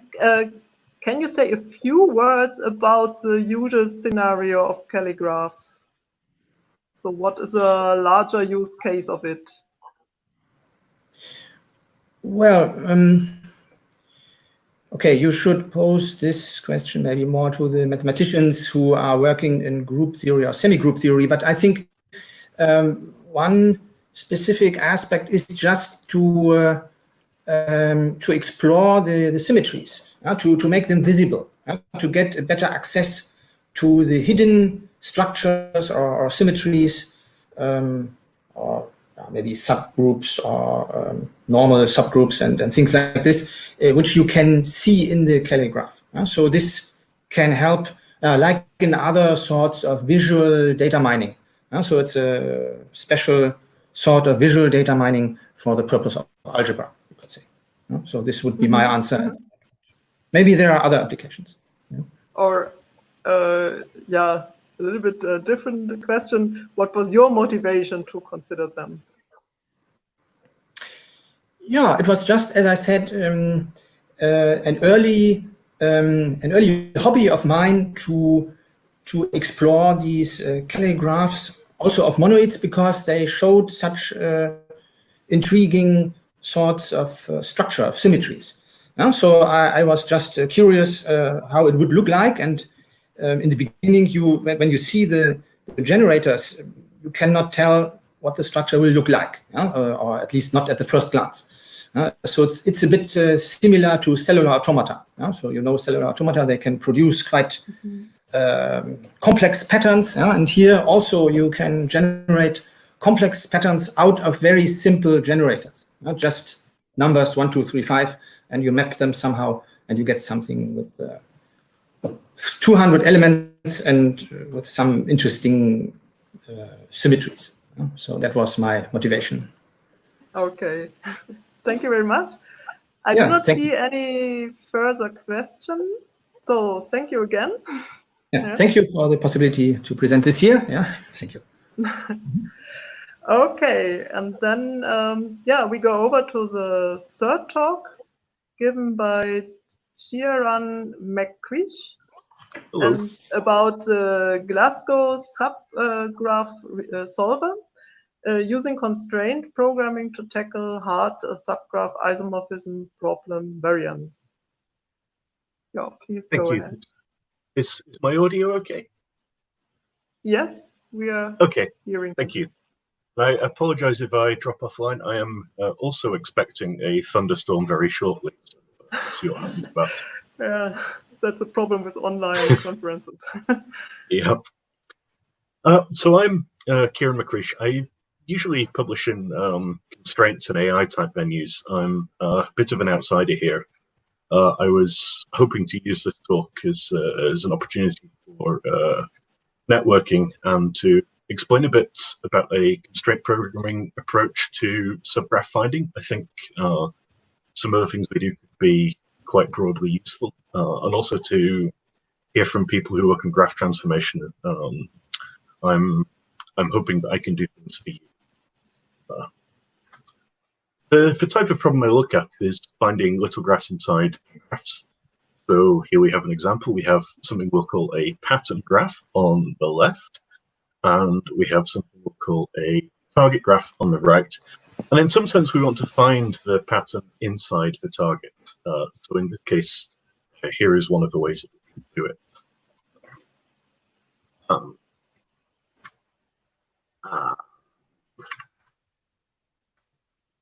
A lot of lag here.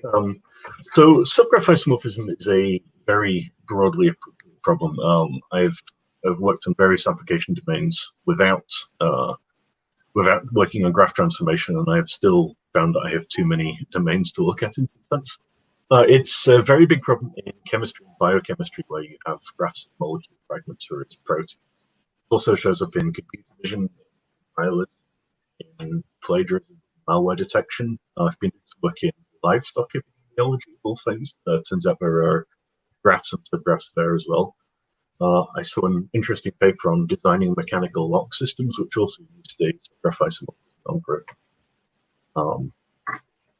The problem is all of these applications have a slightly different view of what the problem they're trying to solve is. If you see subgraph isomorphism in a chemistry paper, for example, they may mean non-induced or induced, so you may or may not have to preserve non-edges as well as edges. Papers are often really not clear on which problem they're dealing with from an application perspective. We also have directed edges in some applications with multi-edges. We can have vertices that are adjacent to themselves, so loops. The semantics of what subgraph isomorphism should do on loops are not necessarily what you'd expect if you're a mathematician working in an application area. We may or may not be looking for an injective mapping or a locally injective mapping. We might have some form of labels on vertices or edges. These may be exact matches or temporal matches. Sometimes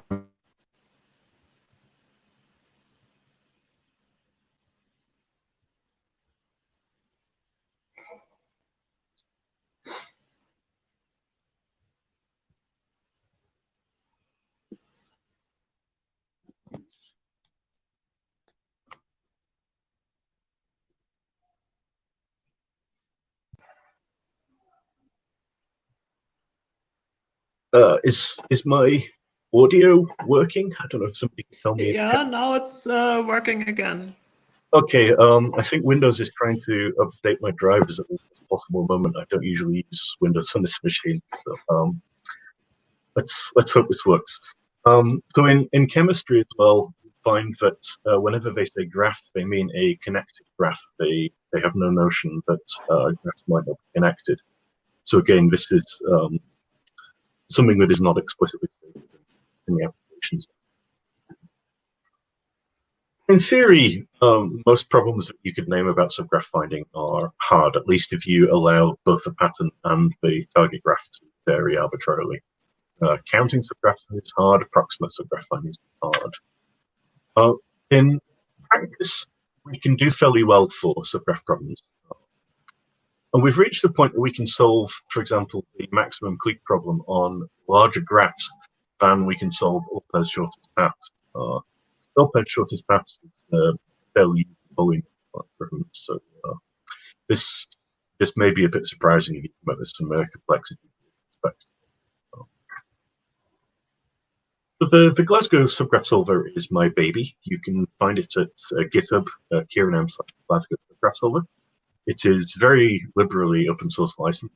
It's licensed under an MIT license, which allows commercial and non-commercial use. This is a constraint programming solver. I seem to have lost everything. But we still hear you. Okay. I'm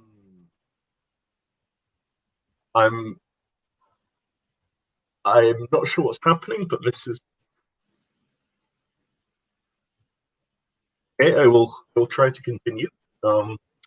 This is a constraint programming solver. It's specifically designed for working on subgraph finding problems. It supports subgraph isomorphism along with many different variants. Possibly not the exact variant that you care about, although if there is something you need, I can add it in very quickly. The key features of this solver. First, we have really good performance on things that have actually been considered hard instances. For example, we are very comfortable working with large pattern graphs. This is perhaps unusual, but we are comfortable working with patterns of hundreds or even up to thousands of vertices, target graphs up to maybe 10,000 vertices. It is fairly easy to add support for new problem variants if there is a particular problem variant you need. It is absolutely, definitely, totally 100% guaranteed bug-free. I will come back to this slightly outrageous claim later on. The rest of this talk goes trying to decide what it would be most useful to say. So I think I'm going to tell you a little bit about finding subgraphs from a constraint programmer's perspective, in the hopes that even if you're not doing constraint programming, that some of the things I say might give you ideas, other kinds of algorithms. I'll talk very briefly about the implementation of the constraint programming solver, and then I'll run over some ongoing and future work, as well as some requests for help in that direction. So, constraint programming, what's the idea? The constraint satisfaction problem is made up of a set of variables where each variable has a finite domain of possible values. Typically, we view these domains as being integers, although in this case, we use vertices instead. We also have a set of constraints. And in a constraint programming setting, these constraints can pretty much be arbitrary. So we are not limited to, for example, linear constraints or conjunctive or anything like that. And the problem is we have to give each variable a value from its domain whilst respecting all of the constraints. And we have solvers for constraint programming problems, which are typically based upon intelligent inference.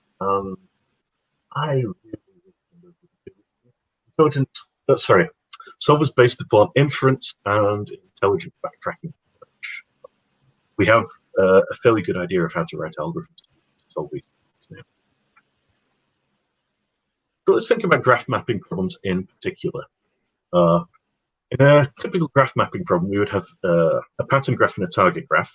We have a variable for every graph in the pattern graph, and we have a value for every vertex in the target graph.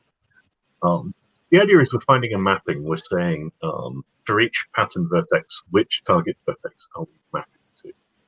And in a typical problem, we'll have a set of constraints involving adjacency. So I might say adjacent edges must be mapped to adjacent. For adjacent vertices must be mapped to adjacent vertices, and potentially that non-adjacent vertices must be mapped to non-adjacent.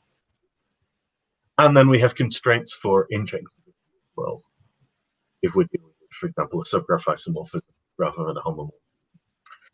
And for injectivity constraints, we have a global constraint known as all different, which is very well studied in constraint programming.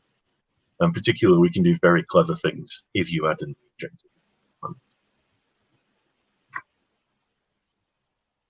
One of the strengths of using constraint programming for approaches is we can start putting in a lot of extra constraints, which we can call supplemental constraints. These are constraints which are valid, which are not immediately stated as part of the problem. For example, if we're dealing with an injective mapping of some kind, then if I have a pattern graph vertex of degree 3, then I cannot map it to a target graph vertex of degree 2. So in constraint programming terms, we would immediately eliminate that as a possibility. We can also do much stronger reasoning about things like the sequence of degrees in a graph and the neighborhood degree sequence of a given vertex.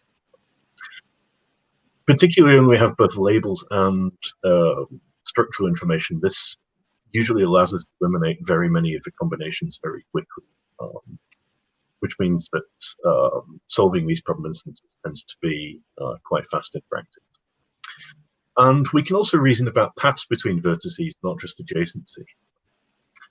As I said, I usually appear in constraints and artificial intelligence venues, so I am not usually allowed to mention categories, but I think this is a wonderful opportunity to hey, look, we have a functor here. So at the top left, we have a pattern graph, and at the top right, we have a target graph. And I'm going to say, suppose we want to find a non-induced subgraph isomorphism, mapping adjacent, and we are looking for an injective mapping. Now I can take the pattern graph at the top left, and I can produce a new graph using a functor which I'm calling 1 plus 2. The idea here is we take the same set of vertices, and the vertices are adjacent in the 1 plus 2 graph precisely if there is both a path of length exactly 1 and a path of length exactly 2 between vertices in the original graph. And we can do the same for the target. And it turns out this construction is a functor in the category of graphs with non-injective subgraph isomorphisms. And in particular, this means if we are looking for a non-induced subgraph isomorphism between the pattern and the target, we can take all of those constraints and we can take all of the constraints to say, is there a non-induced subgraph isomorphism between the modified pattern P1 plus 2 and the modified target T1 plus 2? And if you look now at the bottom pair of graphs, it's pretty immediately obvious that no such subgraph isomorphism exists and the problem as a whole is unsatisfiable. For example, P1 plus 2 has a vertex of degree 3, and no vertex of degree 3 in T1 plus 2. This is a further way that very quickly allows us to eliminate a lot of graphs and to rule out a lot of combinations quickly. And it turns out we have a large set of these functors that we can from in the hopes of being able to rule out combinations as much as possible without doing research. But when we do have to search, we have some good general rules in constraint programming on how you decide where to branch first. We tend to like branching on variables that have as few possibilities remaining as possible. And we like branching on variables that are present in many constraints. So branching on as few vertices as possible, this tends to give us high degree vertices, which is also vertices first constraints. But it allows us to exploit structural information and label information at the same time and decide, okay, which vertex really is the hardest. And the other thing we've learned in constraint programming is that backtracking search algorithms are a really bad idea.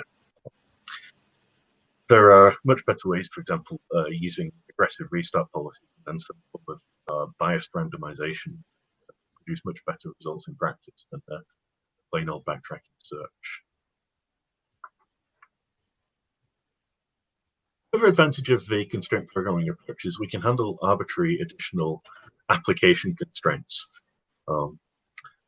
In particular, more constraints means better performance in a constraint programming system. So if you're currently using an approach which is, okay, enumerate every subgraph and then once you found them, test your application constraints, you may wish to consider using a constraint programming approach instead. Constraint programming can apply additional side constraints early on in the search. You can combine constraints with other constraints. This for us is where the power lies. Traditionally, people have thought the graph problems get harder the bigger the graphs are and the more constraints you have. From a constraint programming perspective, bigger graphs are actually usually easier to work with because they have more constraints to deal with. So the performance really can be quite different in practice. So just a very brief discussion of the implementation of our solver. It's written in what we call modern C++, so it makes use of C++ 14 and 17 features. We also make very heavy use of bit parallelism. So the first thing that the subgraph solver does is takes a graph problem and gets rid of all of the graphs. We turn everything into bit sets instead. The reason for doing this is it lets us do inference very, very quickly. So we can do a full round of adjacent propagation on moderately sized graphs in, say, 200 nanoseconds is a figure. To put this in perspective, that's about 3 main memory accesses if you're not going through cache. We primarily recommend running the subgraph solver as an external process and communicating with it that way, unless your host programming language can deal with threads and memory management. We do make use of threads inside the solver as well. And we've found it can be quite difficult for other host programming languages to deal with running C++ code as a library function. I mentioned that our solver is, of course, definitely guaranteed not to have any bugs. What I mean is as follows. We know that conventional software testing techniques really don't work very well on solvers. So constraint programming, stat, graph solvers used to be very, very buggy. People would test them on a few instances and they would appear to give the right answer. We've been looking at a different approach recently, which is called proof logging. The idea is, alongside outputting a solution to a problem instance, we can output a formally verifiable proof log in a format called pseudo-boolean cutting plane, which can then be verified by an external tool. This is a full mathematical proof. So this, of course, doesn't guarantee that we're bug-free, but it does mean that if we ever output an incorrect answer, then you have a way of detecting this. It also means that if we ever output the correct answer, but for the wrong reason, which is much more common in solvers, then again, you will be able to detect this. So I'm not claiming that the program is anywhere close to bug-free, but I am claiming that we have a fairly interesting way of detecting what the bugs are and catching them if they ever happen. Right. A brief discussion of future and ongoing work as well as some of the ways that I'm hoping that you'll be able to help me.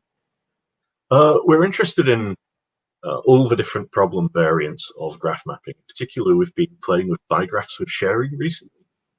So bigraphs with sharing, we saw some examples in yesterday's talks.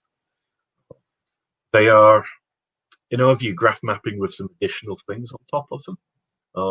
There are lots of interesting side constraints, such as whether or not you can map to target vertices and have extra unmapped edges present in the target graph.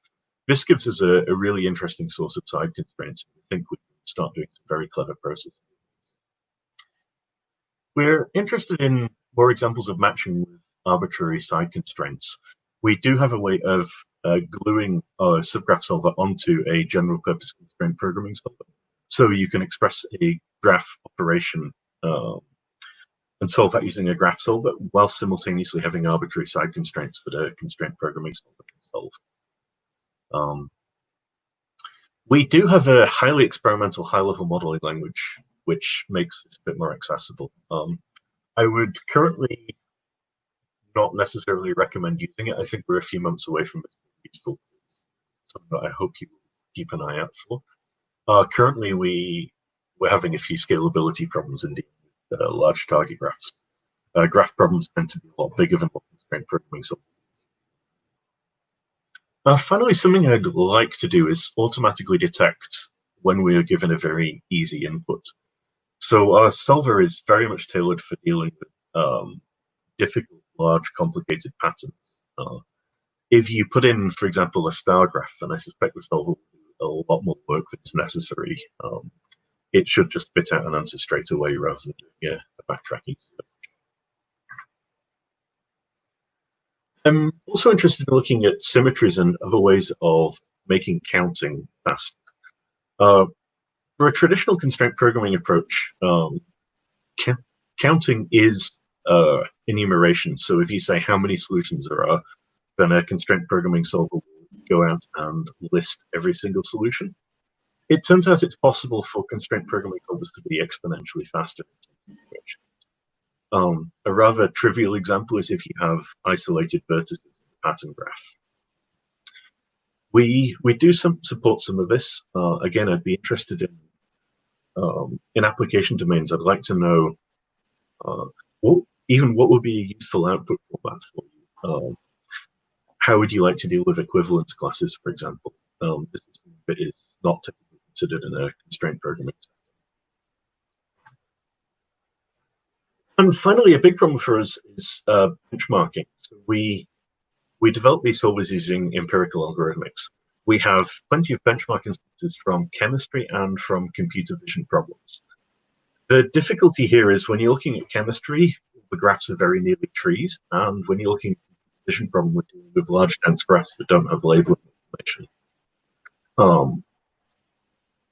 We are very much tailoring our solvers to behave well on the benchmark instances we have. If you have interesting benchmark instances, please do get in touch with me. The more we have of these, the better. Even if they're very easy instances, even if the instances are so hard that you can't solve any of them, even if you have side constraints, please do let me know. I'd be very interested in doing something like this. I'm going to stop there. I'd be happy to talk to anyone who would be interested in helping out. Thank you. Yeah, many thanks. And on your last talk, on your last slide, you already talked about benchmarking.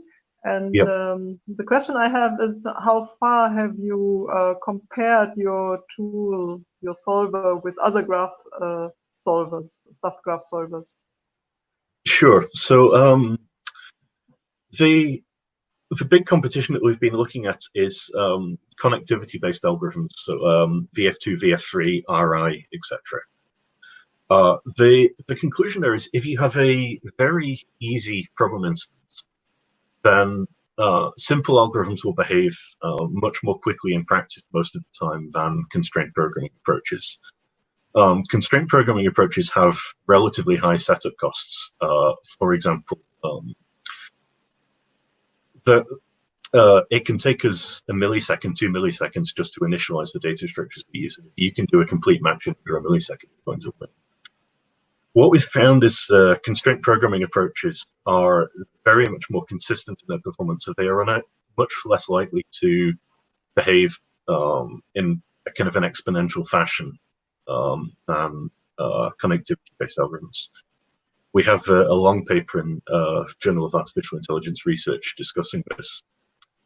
But the basic conclusion is the Glasgow subgraph solver is by far the fastest constraint programming approach currently.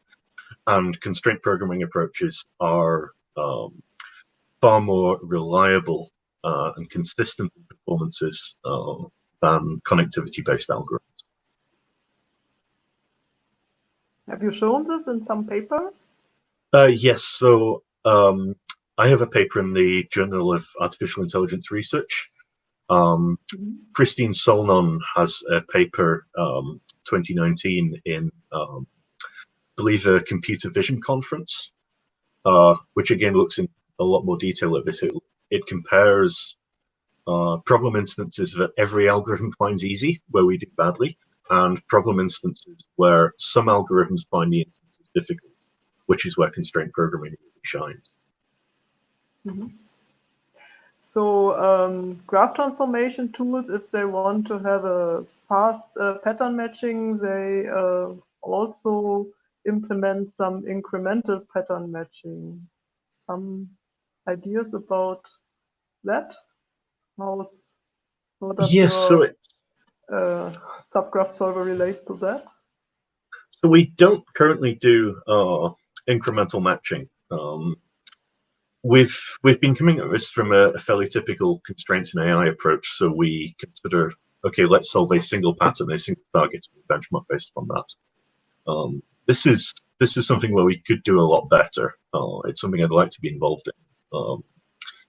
So part of the point of me writing this paper was I am trying to take this work outside of the AI setting and make it more broadly useful in different contexts. And last question from my side.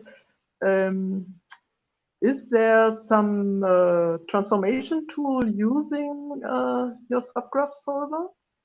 Not currently. So this is something I'd like to start working on. But you're working on that? Yes. So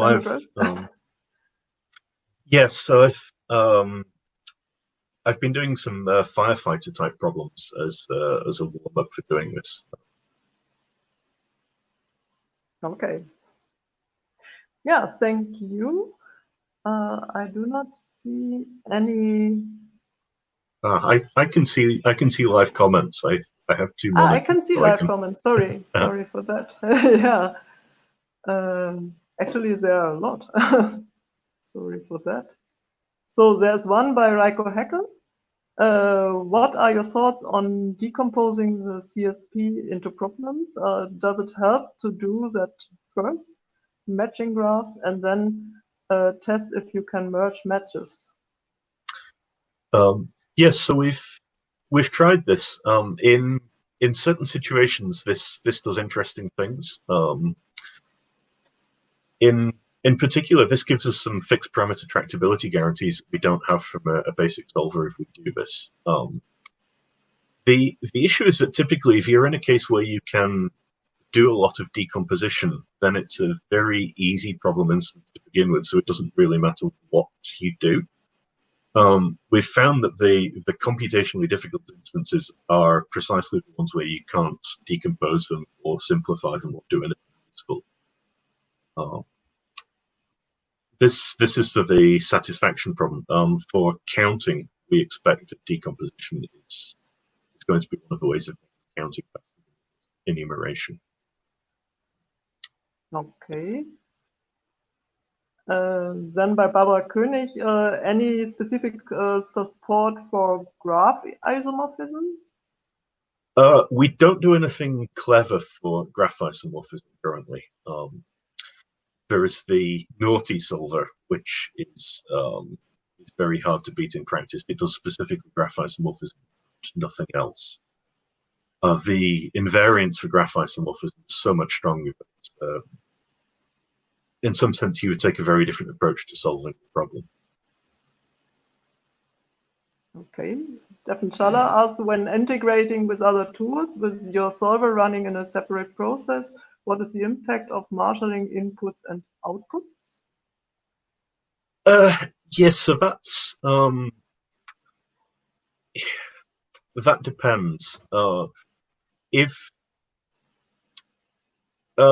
So we have, for example, glued together two C++ programs using pipes, and this runs very quickly for us, even when passing more than just graphs across, when passing across constraint propagation information.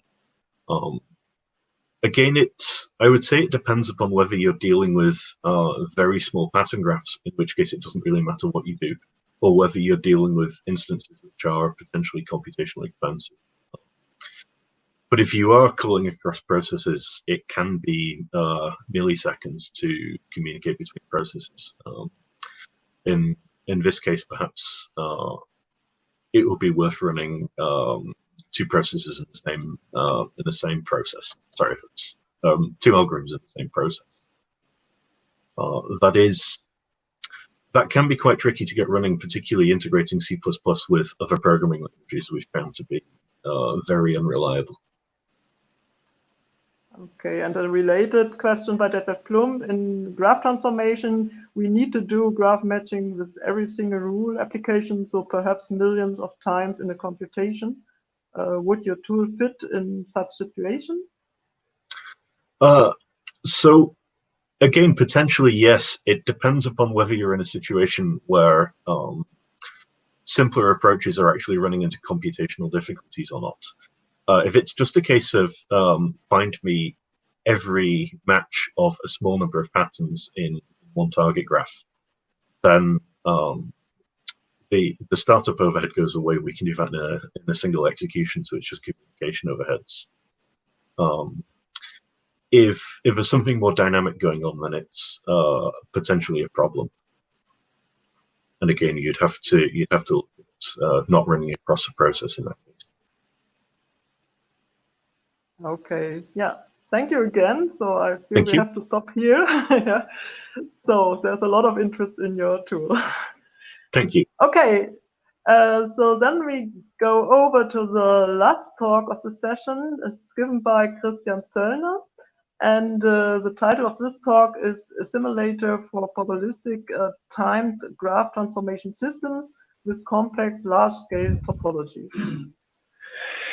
Yes, hello everybody. Welcome to this final presentation of icgt 2020. My name is Christian Zöllner and I want to present our simulator for probabilistic timed graph transformation systems, which I developed together with my colleagues Matthias Markowski, Maria Maximova, Melanie Schneider and Holger Giese at Hasso-Plattner Institute in Potsdam, Germany. Since I assume that you're all familiar with graph transformations, I want to start by just briefly introducing our particular blend of graph transformations, which is probabilistic timed graph transformation systems.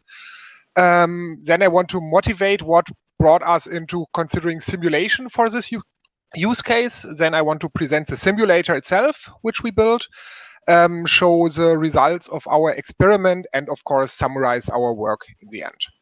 So, probabilistic timed graph transformation systems. They are high-level description language designed for real-time systems of systems, and to support such systems, we need to cover structure dynamics, time behavior, and probabilistic behavior. And this approach was first presented by my colleagues Maria Maximova, Holger Giese, and Christian Krause at icgt 2017. And at that time was, and as to our knowledge, still is the first variant of graph transformation system that combines both probabilistic and time behavior. The running example we use for this is the RailCap system, which is a system of autonomous shuttles driving on a track system. And it consists of an underlying track system where we are at our large-scale topologies that we mentioned in the title. We have moving shuttles with real-time constraints. So there we have the structure dynamics and the time behavior that we need for this language. And these shuttles can form connections with a possibility of a communication failure, which is why we need probabilistic behavior also in the same language, in the same models. I want to go very briefly over the formal definition. I will show everything by example, so you don't need to look too much at the specifics. Of course, we have a type graph. This type graph, as you saw in the previous slide, consists of track nodes, but we also have shuttles that can drive, brake, or stop. They can have connections. We have some kind of clock nodes, which we need for our time behavior. We have an initial graph. In this case, we have just a track topology with two shuttles here. And here you notice these conflicts. These conflicts are an indicator of a junction that's ahead, and they enable us, or they would enable two shuttles to communicate before they approach a junction where they would maybe meet and where they want to avoid a collision. Together, of course, each graph in this language also has clock nodes, of course, so also our initial graph. And together with that, we also have a clock valuation. So each clock has a value. Also in our later state spaces, each state is represented by both a graph and a clock valuation for the specific state. And in the beginning, all clocks are valuated at 0, but of course, this might change later as time advances.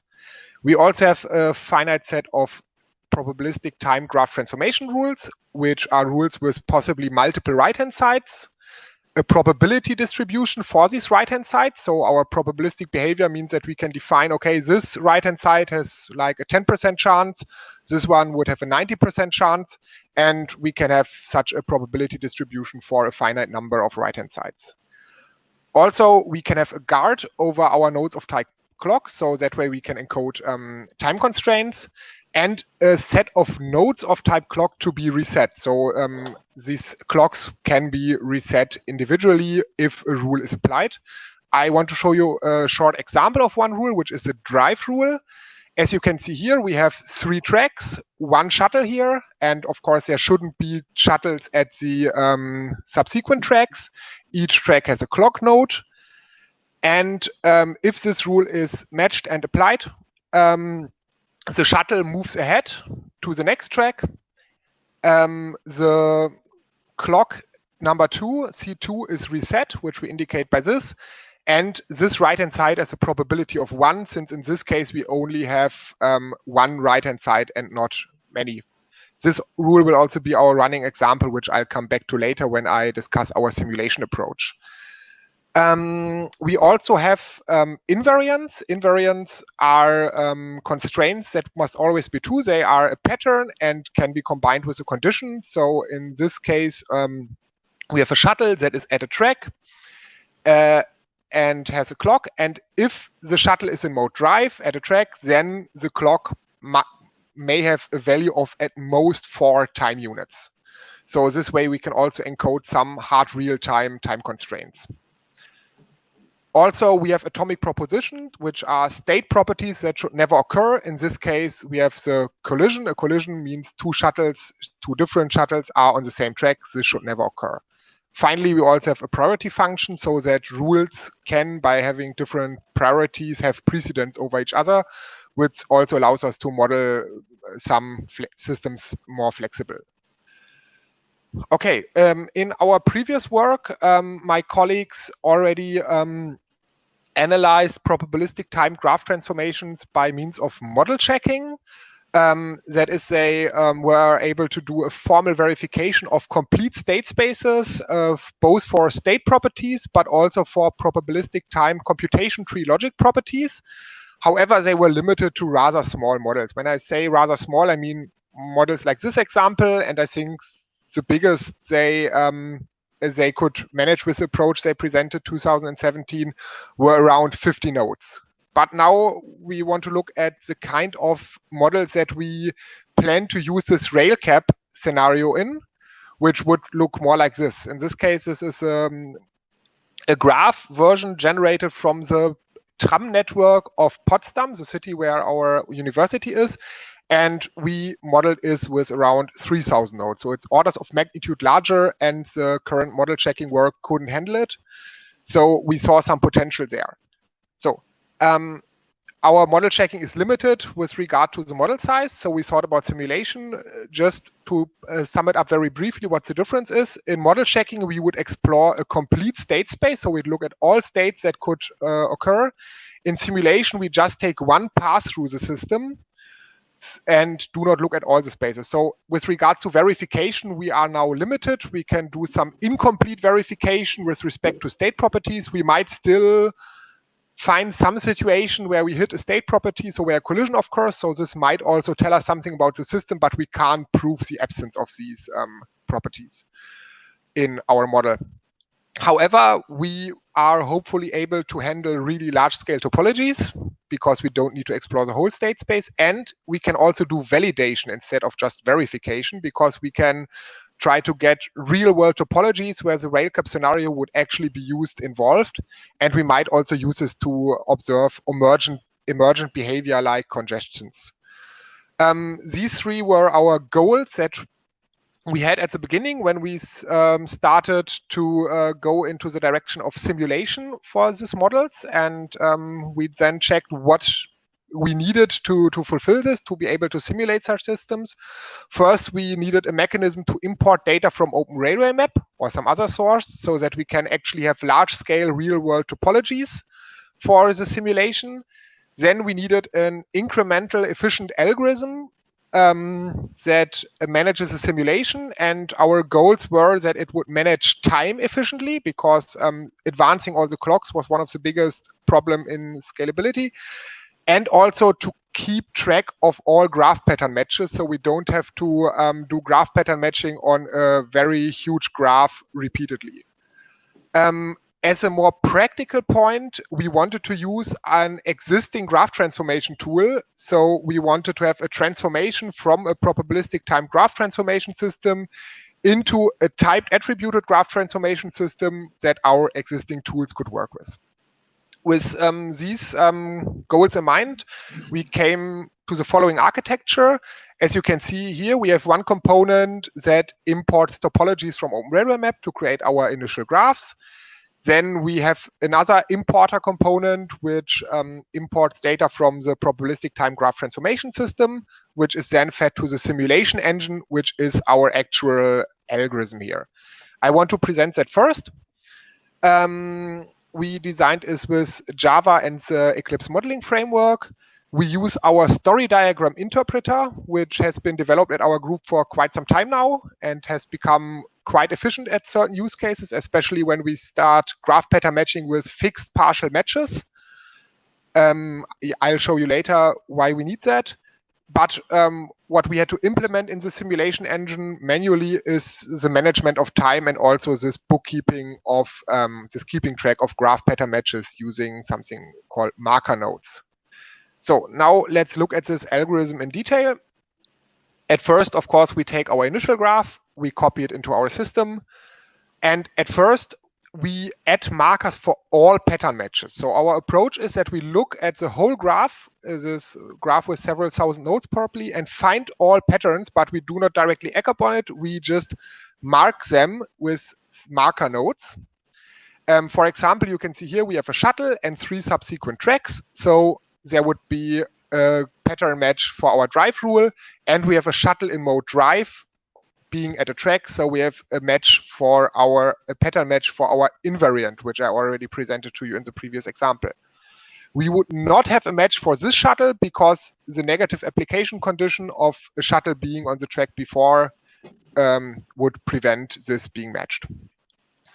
Now, let's talk briefly about how we handle time constraints. As a reminder, we have 2 time constraints currently that apply in this example. First, this rule has a time constraint that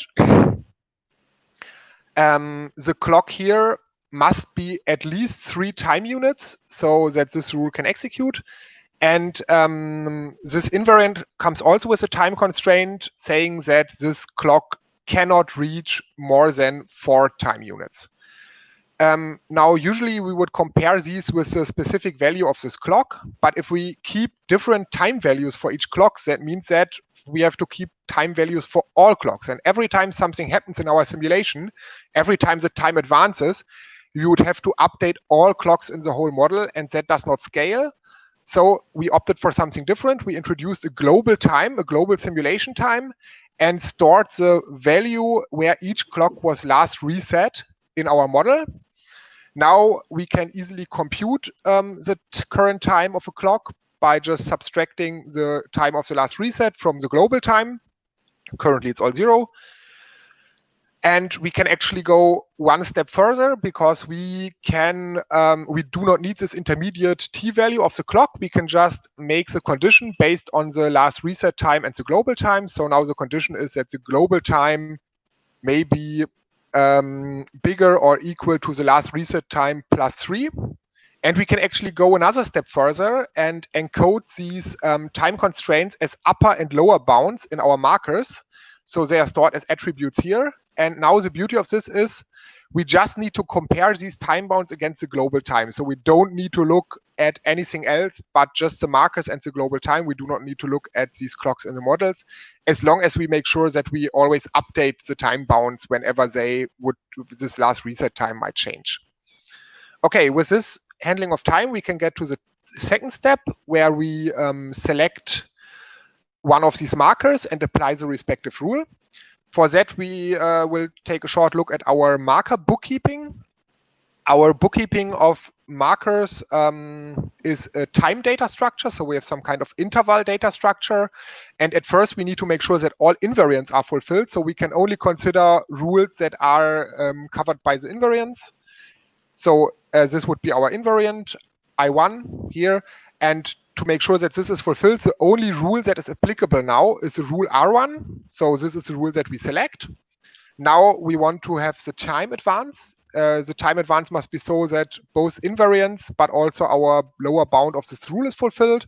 So we can now randomly select a time here by which our simulation time advances.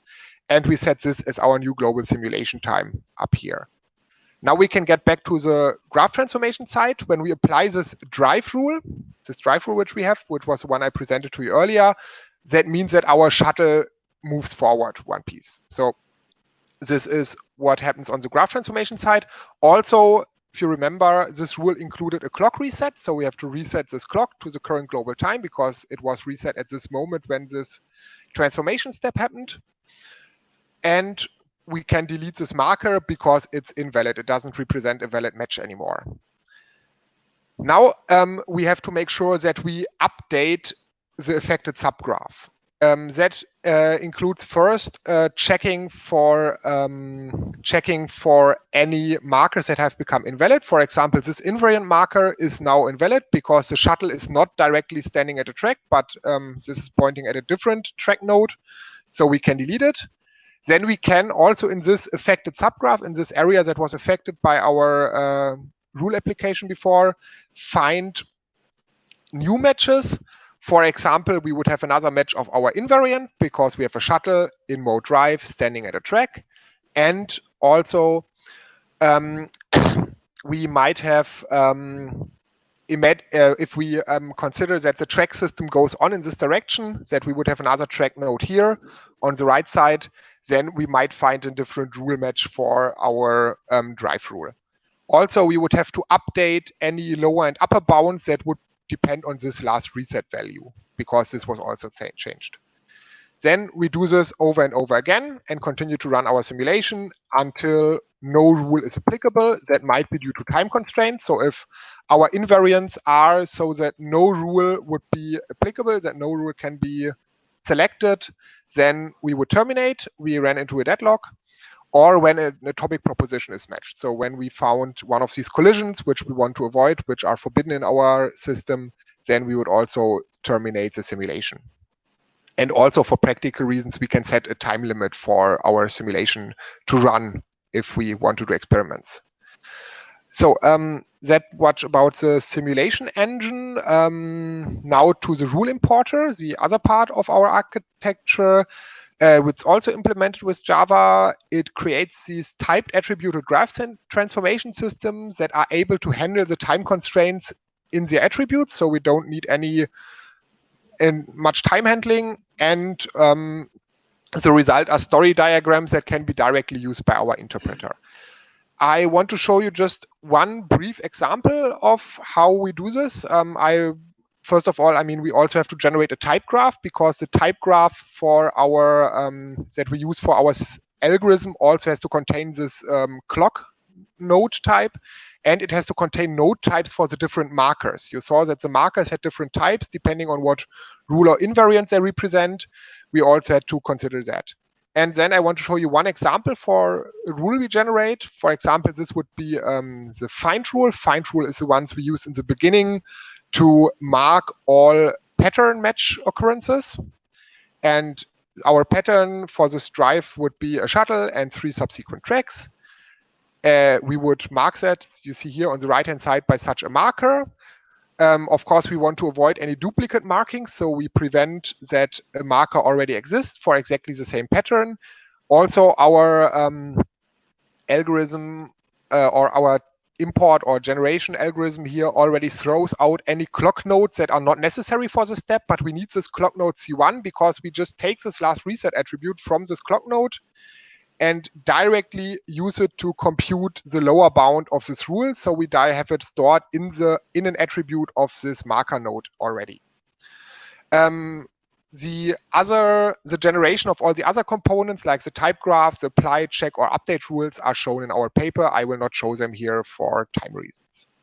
So now we go to our evaluation. We had 2 questions in mind. First of all, how does the cost per simulation step develop over time? So we have this extensive bookkeeping with our global time and our markers. We were kind of afraid that we forgot something and that we had some added cost over time just by this bookkeeping. So we wanted to see how the simulation cost per step develop over time, and also how the size of the topology influences that. And for that, just to make sure, for us, a simulation step are selecting a rule and applying it, and then the incremental updates we need to make to our markers in the affected subgraph. So this would be one simulation step. Of course, we did not count this first find step, because in this first find step of our algorithm, of course, it scales linearly to the topology size. For our experiments, we downloaded and then generated as a proper graph 5 different topologies from different German cities, or from their tram networks rather. Starting with Potsdam, which I already showed to you, we generated with about 3,000 nodes and 4.7 thousand edges, and up to Berlin, which has, with nearly 200 kilometers, the largest connected tram network in the world, and which we represented with around 20,000 nodes and 30,000 edges. So pretty large, and pretty much larger than the previous experiments we could do with model checking. Regarding the cost per simulation step, we usually got something like this in our experiments. These are the cost per simulation step for each step. So each step is one small line, and you see in the beginning it's a bit more expensive. That is because the simulation steps are a bit more expensive. That is because in our example, all the shuttles started in the mode stop, and having them start from stopped, we have to change the attributes, and so the rule, this drive rule for the starting a shuttle that has been stopped formally is a bit more expensive, but later this turns into a more stable thing. And we did not just look at the data, but we ran different tests for stationarity. Stationarity is a statistical concept that means there is no trend. So there's no upwards or downwards trend after an initial interval. And after this initial interval, we confirmed by 3 different statistical tests that our cost per simulation step were stationary. Regarding the topology size, we can also see quite clearly here that the average is the same, and also the development, also the dispersion of the step runtimes are in a very similar range. So even with this Berlin example with 10,000 track nodes, we are still much higher. However, note that when we say simulation step, that doesn't mean the amount of simulated time. So of course, in a bigger example with more shuttles, we would have to simulate, we would need more simulation steps to simulate the same amount of time. However, we saw something that if we have a higher shuttle density, we had a bigger dispersion, but only a slightly elevated average. And of course, a short disclaimer, all this were just for our example, and it might look very different on different topologies. We had only this one example for our study. So to sum it up, we presented a simulator that can be used to some degree for some incomplete verification, that can be used for validation of the system in real-world topology, and that has an efficient runtime even for very large topologies. These were the 3 goals that we set in the beginning as our motivation to go into simulation. As future work, we want to formally analyze and also improve the efficiency of our simulator. We want to improve the tool support. Specifically, the graphical user interface is currently, well, there's room for improvement there. And we also want to support checking for more than just state properties to improve the chances to also do verification with the simulator. And with that, I want to thank you for your attention, and I'm eager to hear your questions. Yeah, thank you. This was a nice talk. And so I do not see questions from the audience, but please go ahead. In the meantime, I would like to hear how far you did some comparison with other tool supports in that direction. We didn't really do that because we are the only tool that has both has timed and probabilistic graph transformation systems and does simulation on that. So to the best of our knowledge, we are the only tool in this very specific for this very specific kind of graph transformations. And so what this about, yeah? Yeah, please go ahead. No, please go ahead. You wanted to say I just more. said we are, to the best of our knowledge, the only tool that has this combination. And what about tools that do not, which are not based on graph transformation? So some kind of automaton, for example? We did not go into that direction yet. That might be something to consider for future work.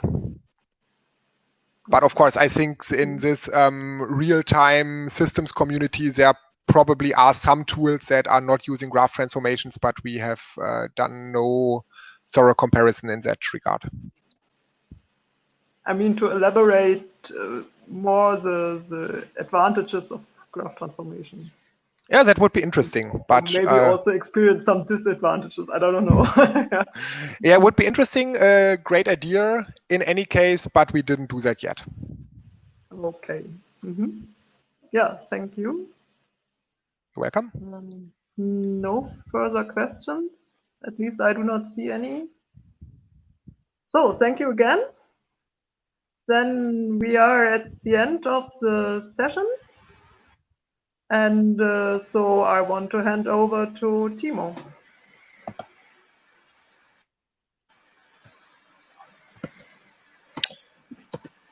Thanks, Gabi. I just have to pick the right window out of my...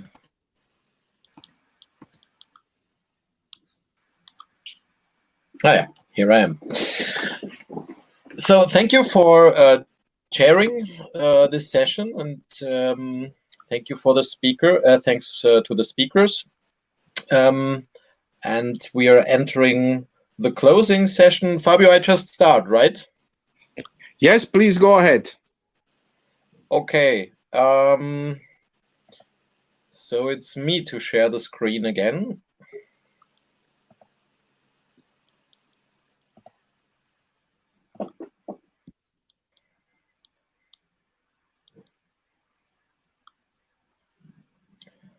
So Raiko wanted to join us, maybe, but he's not yet here. He was asking for the StreamYard URL. Fabio, maybe you can handle this in the background. And Raiko also had a question to the talk, I see. Oh, a late one. That was a bit late, yeah. Raiko, sorry, that was too late. But maybe there is a chance to ask the question in or during the after show party or offline. Or do we go back? No, I don't think so. Fabio? No, Director, I would please, go ahead. Please give advices. Give advices. Okay, then we go ahead. No, you're fine. As soon as Raiko entered the backstage, I will put him also online. So let's go. Okay. Go ahead. Okay. Well, I think there is not too much to say actually in the closing session. So I just hope that. Well, first of all, I hope that my slides are working. It seems so. A quick wrap up. So I hope. Well, it was not the usual kind of conference, but anyway, I think it was the right decision for all of those interesting papers to also see them somehow presented in the talks we saw during the last 2 days. And I hope that well, you had a little bit of fun, despite it was an online conference, and you took a lot of new ideas and interesting inspirations from these 2 days of online conferencing. And as promised, the most important thing of the closing session is that we still have an award, or better to say 2 awards, because we decided to award 2 best papers, one for the best theoretical paper, and one for the best application-oriented paper. And to make it a little bit exciting, for the best theoretical paper, this award is given by the European Association for the Theoretical Computer Science. It has some tradition at icgt, and this year this award goes to the paper of Len Lambers and Fernando Ojeas for initial conflicts for transformation rules with nested application conditions. And by chance, Len is also in that session. So Len, congratulations for this award and the best theoretical paper. It's just me now who's giving a clap. Oh no! Thank you very much. At least 3 others. Yeah, congratulations, and the formal certificate will follow. I cannot hand it over to you now, but it will somehow reach you. I don't know how we do this. Maybe in an electronic form or by mail. We will see how we do that. Anyway, congratulations for that. And as promised, there is another award, which is officially called the Best Software Science Paper Award, and awarded by the European Association of Software Science and Technology. And in our case, the distinction to the theoretical papers is that it is more an application-oriented paper. And that one goes to Jens Kosiol, Daniel Strüber, Gabi Enzer, and Steffen Czaler with the title Graph Consistency as a Graduate Property. Consistency, sustaining and improving graph transformations. And by chance, Gabi is also there in that session. So Gabi, also to you, congratulations for that award. And same as for Len, we will see how we will do this with the certificate, electronic, and all the other authors, of course, too, or by mail. I think that's a minor detail. Yeah, it's a pity that, that Jens and Daniel and Steffen are not in the session, because this was really a great joint work. And so they did a lot of work. Yeah, but that's what I assume. To lure the 2 of you without really telling what was going on. So we pretend that we want to informal meeting. That succeeded. The idea the idea was to make this a little bit exciting, at least, in this setting, as exciting as possible. So if we would have informed all of you, you might have noticed what's going to happen, and that was the idea. But of course, I mean, the award is to all the co-authors.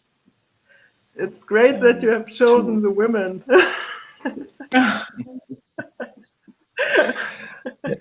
Of course.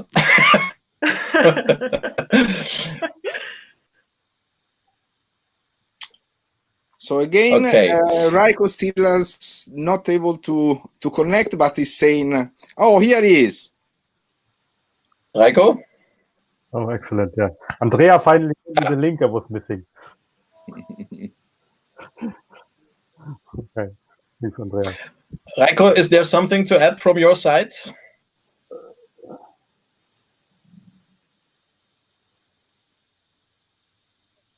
I'm here.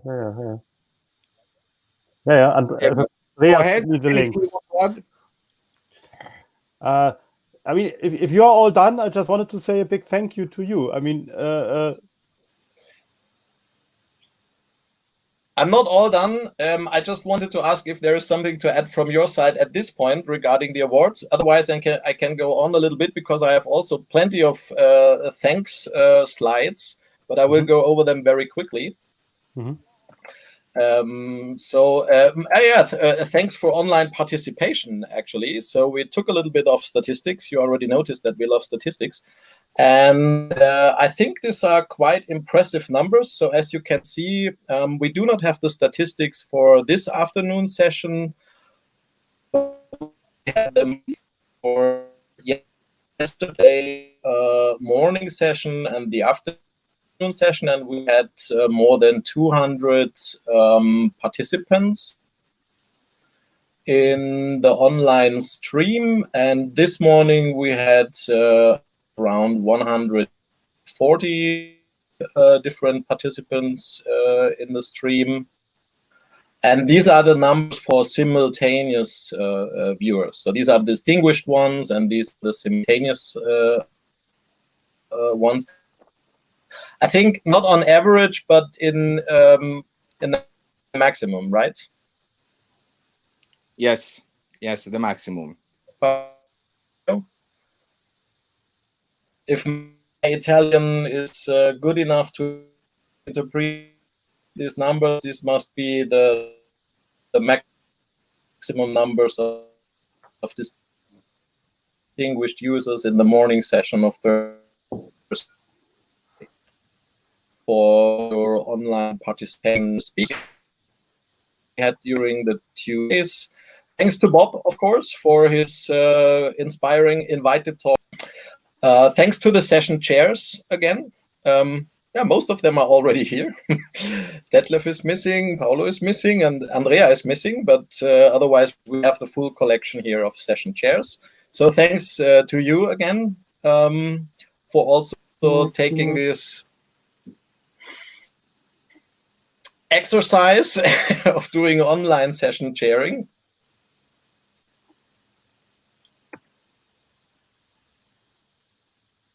And thanks again, already mentioned in the introduction, and thanks to the additional reviewers. Thanks to the steering committee, in particular to you, Raiko, for always being there for questions and giving us the right hint when we didn't know what to do. That was great. Thanks a lot for that. Thanks to Springer for producing our proceedings just in time. And most notably, of course, thanks to Fabio and the technical staff from University of Pisa for enabling this great online conference. And I think technically everything went more or less perfectly. So big thanks to you for providing that. Remember, there will be the special issues. So Fabio and we will let you know and invite you to these special issues in maybe 1 or 2 weeks. The schedule is that we want to collect the papers until the end of the year, and maybe we have them ready by next year's ICGT. And speaking about next year, so I just hope that we will have Stuff 21 in Bergen. You know, it was not cancelled, it was just postponed. And so let's hope for the best that we will all meet physically there in Bergen. And the last thing I have to say is that there is the meeting URL for the Zoom meeting for all who want to join us for a little bit of socializing right after the closing session. I will start the meeting after the closing session, and we can be a little bit inspired, of course, also by Bob's Pub during that, let's say, after-show party. So 2 minutes after the closing session, when I have a cold beer from the fridge, then the meeting is active. That's it, actually. So from my side, thanks as for me. Sorry, Timo, just one thing.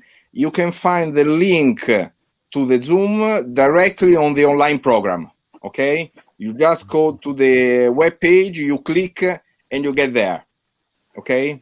So it will be up in 5 minutes, something like that, okay? And again, like Timo said, thanks to everybody. We are happy we made it. And I hope it was satisfying for everybody, for all the people somehow relating to the conference, as well as for the YouTube audience. That's it. Raiko, if you want to add some concluding remarks. Well, yes, as I said, I just wanted to say a big thank you to both of you. I mean, I don't know if people realize, but you basically organized 2 conferences, because the planning and the organization for Bergen was very much advanced already. And I mean, apart from actually putting together the program, I guess most of this was already done. And then there was this huge change, and you basically had to organize something in a completely different way that none of us had any experience with, basically sort of developing everything from scratch. And I think it worked really well. And I mean, if you just look at the figures, the participation figures that you just showed, I think it shows that the impact in terms of people attending was probably at least twice that of a regular conference that we would normally have. I don't think that we usually have sort of 40, 50 people in the room for most sessions for most of the conference. Yeah, so I think we probably reached many more people than we would have reached otherwise, and maybe different people who wouldn't have come to a physical conference. So we should really think about how to use that in the future. But thank you very much. And yeah, I get myself a drink, and then I join the Zoom session as well afterwards. Very well. Then sounds good. That's it. Okay. Okay. So see you in a few minutes. See you in a few minutes if you want. Bye bye. Maybe And 2. of course, Bye. see you next time. Oh, next year actually. See you. Bye.